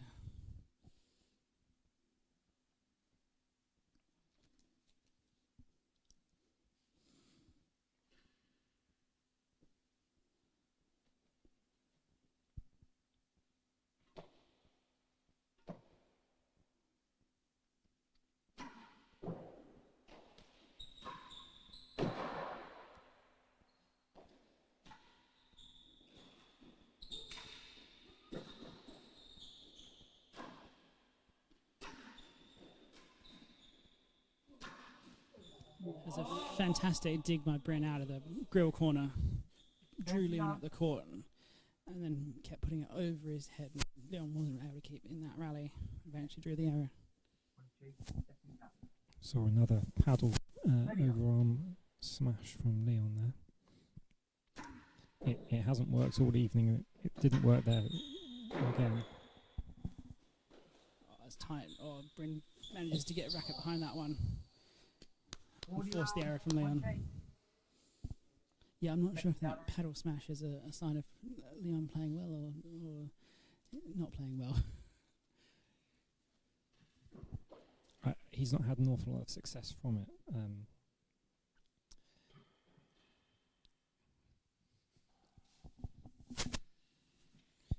As the players change ends, we are 4-1 in the third set and 40 love to Bryn.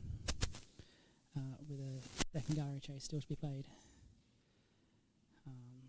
You'd think that Bryn needs to get this game. He's 40 love in it, but 5 man down is a long way back in the set. 4-2 is much more achievable.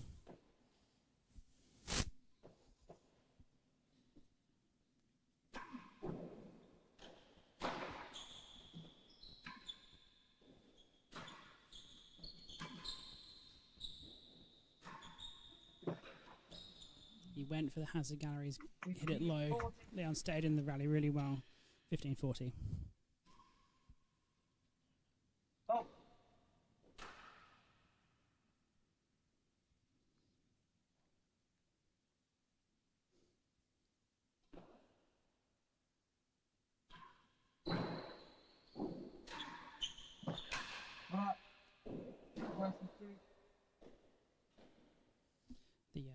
Over in America, they've been experimenting with different names of how important each of the games have been on their commentary streams.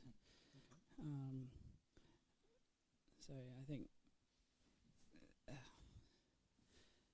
I'm not sure if we can quite match that level of imagination here, where we're more of the stats geeks than the artistic types.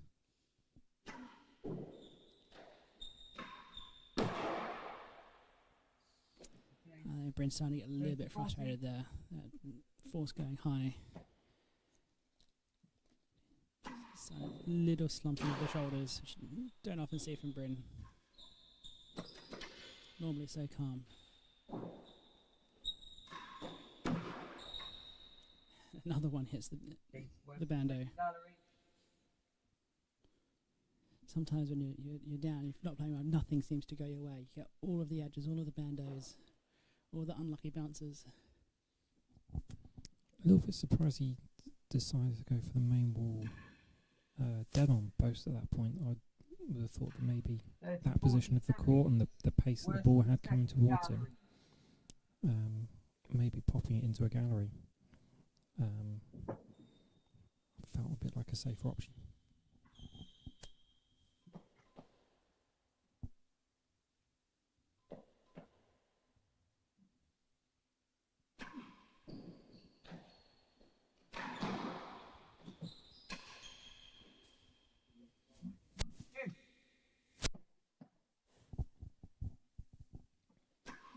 Oh.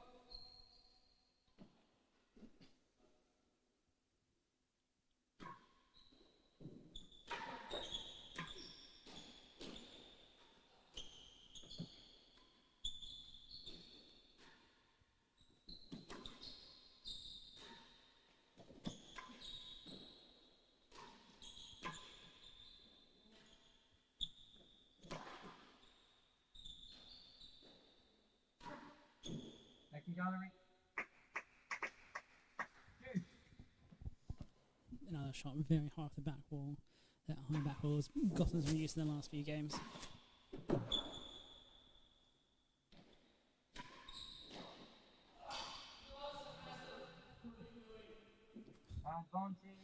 And Bryn just can't seem to find the targets at the moment. That one low on the grill. Still got the point, but as if it's always just a little bit low, a little bit wide.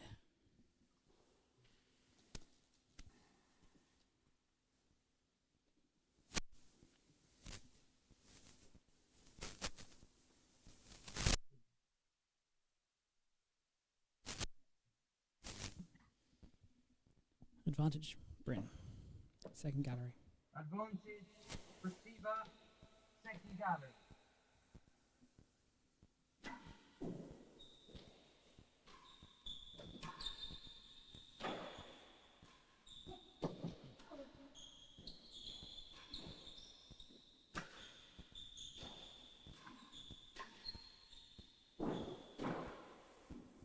Opportunity here.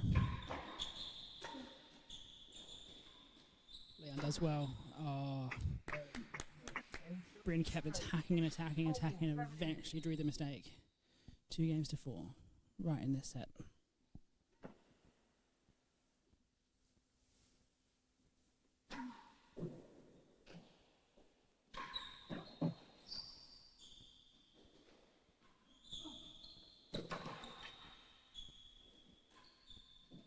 Second gallery.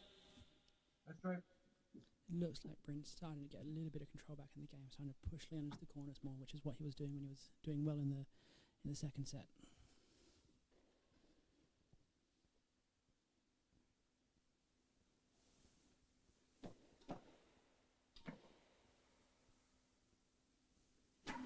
Oh.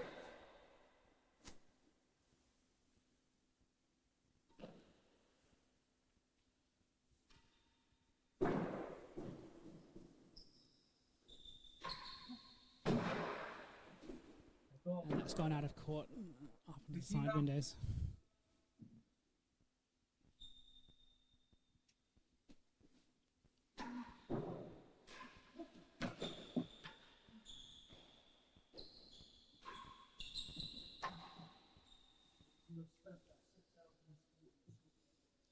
I think one of the amazing things about Bryn's game is just how cool a head he has.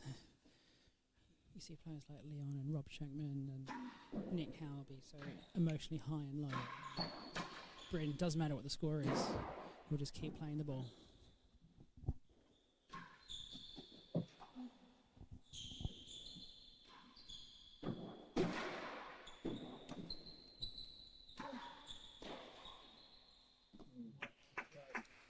Apart from a few comments and remarks to the marker, he's been pretty much silent all night, Bryn.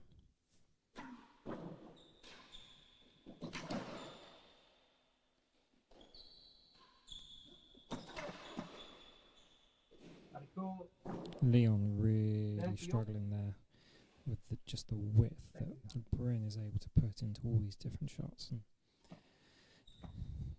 Leon poking one up into the windows.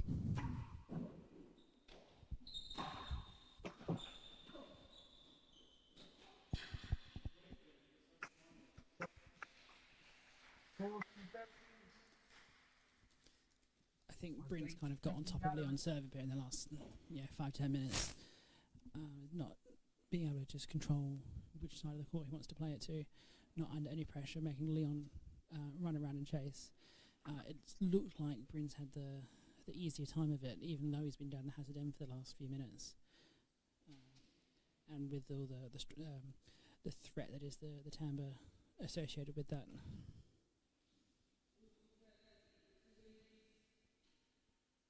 Gallery. And now he has the serve, which makes things a lot easier for him.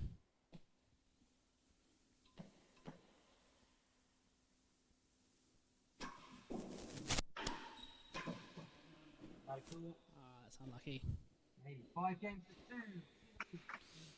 And Leon takes a 5-2 lead in this third set.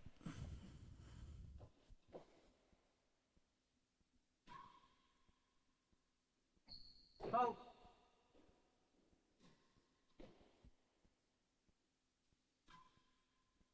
It's one of the first bubbles Bryn served as a second serve tonight. Nearly a yard worth. Most have been opting for underarm twists or WPKs on his second serve.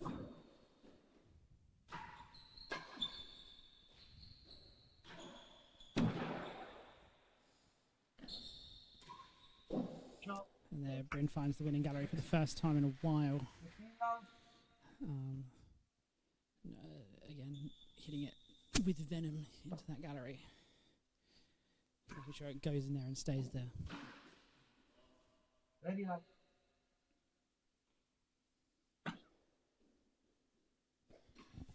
Yeah, Bryn very much making a statement. If you put the ball on that part of the court, I will punish you by putting it in winning gallery.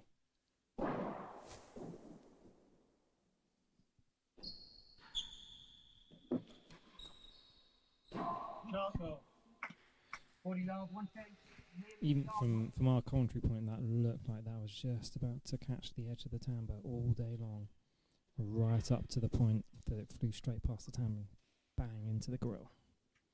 I think Leon had the same view as us.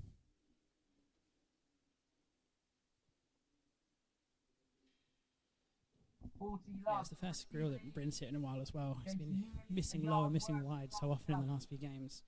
And even though he's down 5-2 in this set, he just looks more in control of it than it was, not that long ago.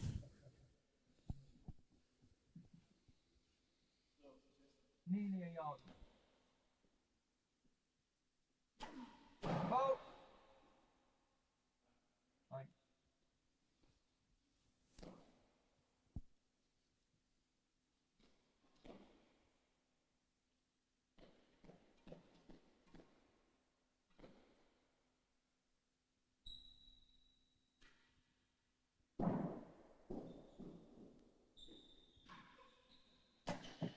Not up. Names the receiver 3-5. Bryn takes the game. It's 3-5. 3-5 feels a hell of a lot closer than 2-5 for Bryn.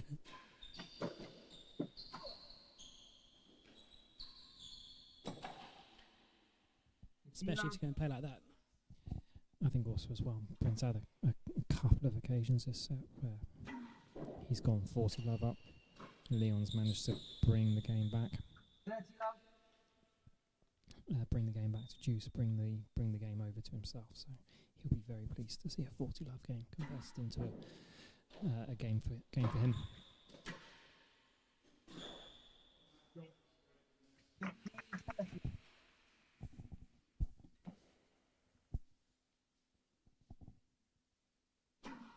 Ball.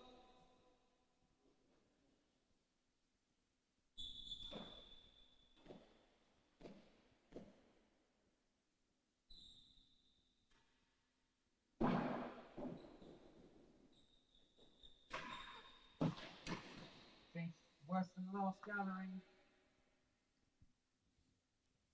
15-30, 1. Bryn's 30-15 up in the game. Any chaser will do at that point. You know, you've got the advantage of the gap already down to the receiving end. Get back the serve back. You don't have to lay the greater chase. You can afford to have a slightly harder chase to defend. But at least you get back to the serve by the time the next game starts, which will be if he wins it, would be the 4-5 game.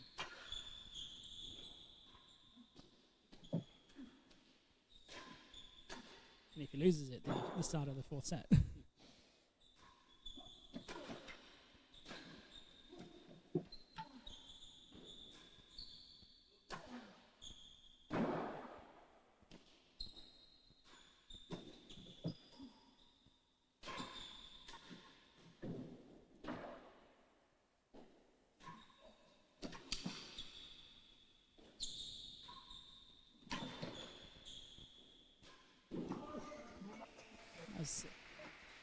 Unfortunate it had to end that way. Bryn was looking so strong with his cross-handed backhand, and eventually just dumps one in the net. It's one of those points where Bryn's just looking so in control of the point, even from the hazard end. Oh. But to his credit, Leon is scrambling really well at the moment. He's getting all of that back. He's asking the questions of Bryn, where is your final shot coming from?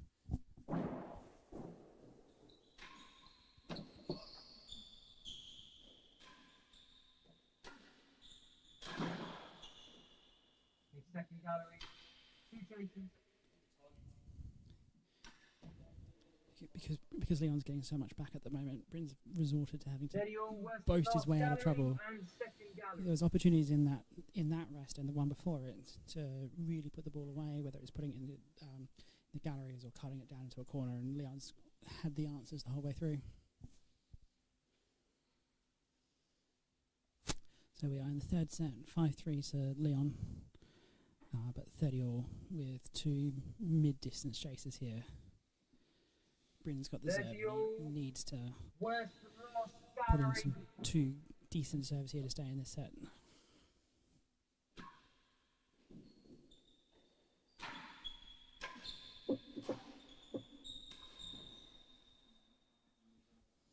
A bit of a miss hit here.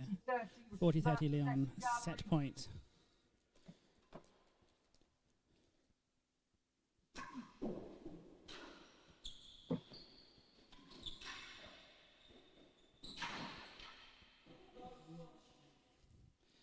You do well to get to that, but that set point is saved. Bryn had the opening down the tambour angle of the court.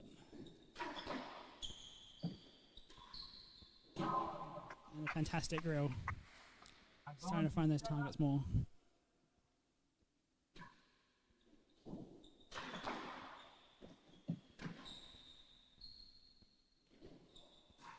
Oh, that was close to a grill as well.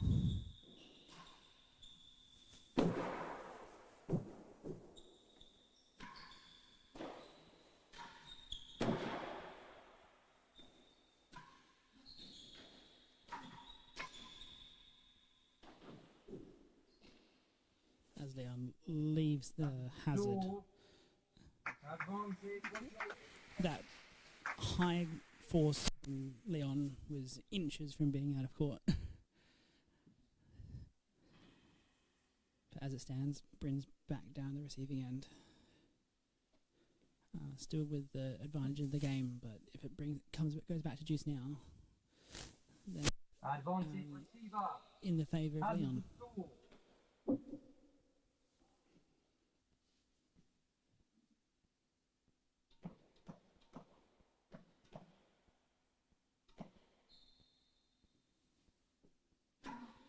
Ball. Hazard chase though. You back the receiver on the hazard chase.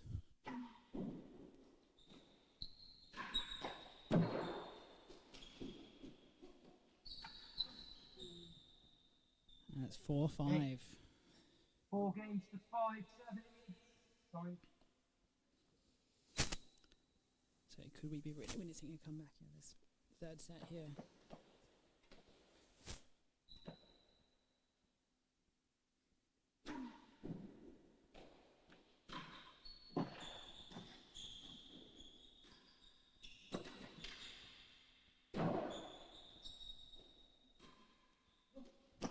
Tough stroke off the back wall. And clips the net and puts it in the door. Bryn survives by the skin of his teeth a bit.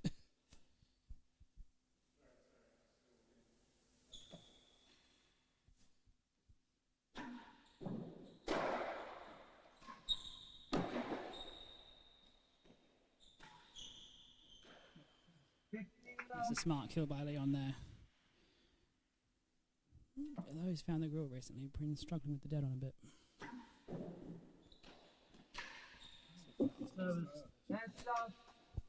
Fantastic serve that from Leon. Just stay down on the floor.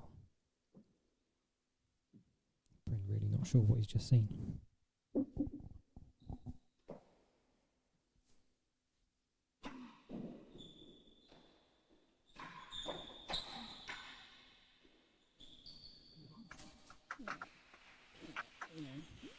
Leon was way out of position for that volley. He still managed to get it over. Even though it's gone a hazard chase, I think you take that from there. Bryn doesn't want to risk playing that shot too close to the side wall, especially when he's 30 love down in this game. So Bryn comes back to the service end, needing some points, but 2 long chases to defend. It's not going to be easy.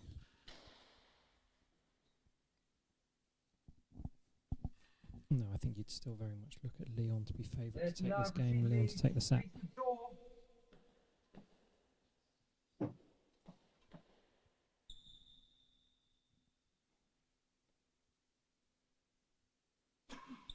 Oh.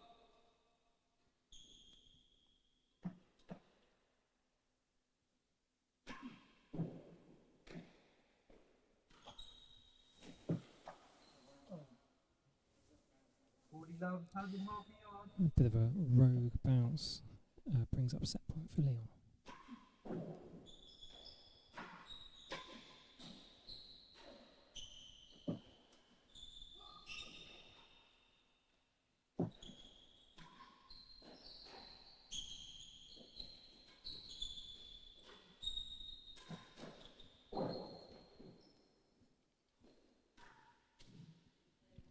It's the game and the set for Leon. And Bryn's going to go change his shirt. Wow. We're going into a 4th set. End of that 2nd set. Kind of looked like it.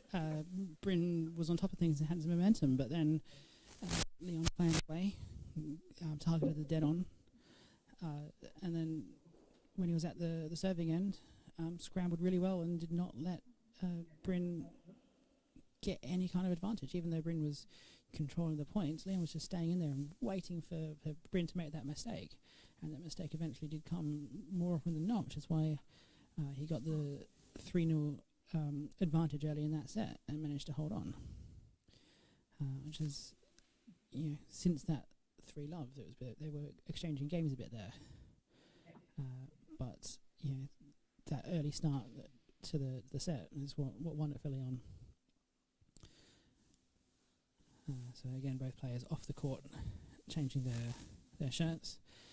Just a reminder, this is the Champions Trophy bonus round, live from the Royal Tennis Court at Hampton Court Palace, sponsored by Mitsubishi Electric. We are 2 sets to 1 in the favour of Bryn Sayers from Queen's Club against Leon Smart from Tuxedo. Your commentators up here in the gods are Ben Gatenbeek and Giles Doy. So Giles, what are we going to see in this fourth set? I mean, this is a tight one to call, Ben. I think we've seen 3 sets that actually have all been incredibly tight in terms of the scoreline. But I think what we've seen quite a lot of is one player kind of building up a bit of a momentum for sort of stringing together five or 6 points at a time, and then kind of losing that, letting the other player kind of build up a bit of momentum as well. So we've not actually had one person really kind of build up a kind of big kind of 3, 4, 5 game lead, really anywhere in the match at all. So it's really quite dependent on just kind of where the players' heads are at and what kind of game plan they're going to look for. We've seen a whole variety of different game styles. Bryn certainly taking a few points in the second set, really just to kind of drill into Leon's backhand, really kind of playing good line, good length. Leon in the first set playing a really strong power game, really just trying to hit the ball as hard as he can, and setting chasers, wanting to take the service end back on. So I honestly don't know where this is going. This still feels like probably Bryn's advantage, but actually Leon's really starting to build up quite a bit of momentum now. So hard to tell where we're going to be in this fourth set. Do let us know what you think. Where do you think this match is heading? Are we going to have Bryn Sayers heading to yet another match against Ben, or are we going to have an epic 5-setter? What's going to happen? We're about to find out just as the players collect the balls, and we will resume the action.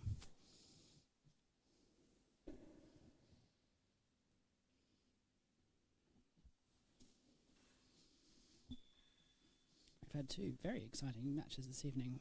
The first match tonight going to 4 sets as well, with Steve Agona and Nick Howell. It's kind of a testament to the format that we do see the best play the best, where I think a lot of other tournaments in the world, the players of this standard keep running up against certain Cameron Rivieres and Rob Fays of the world, and don't actually get to play against each other in the same way. And I think for that we should certainly give a shout out to Nick Wood, head professional here at World Tennis Court.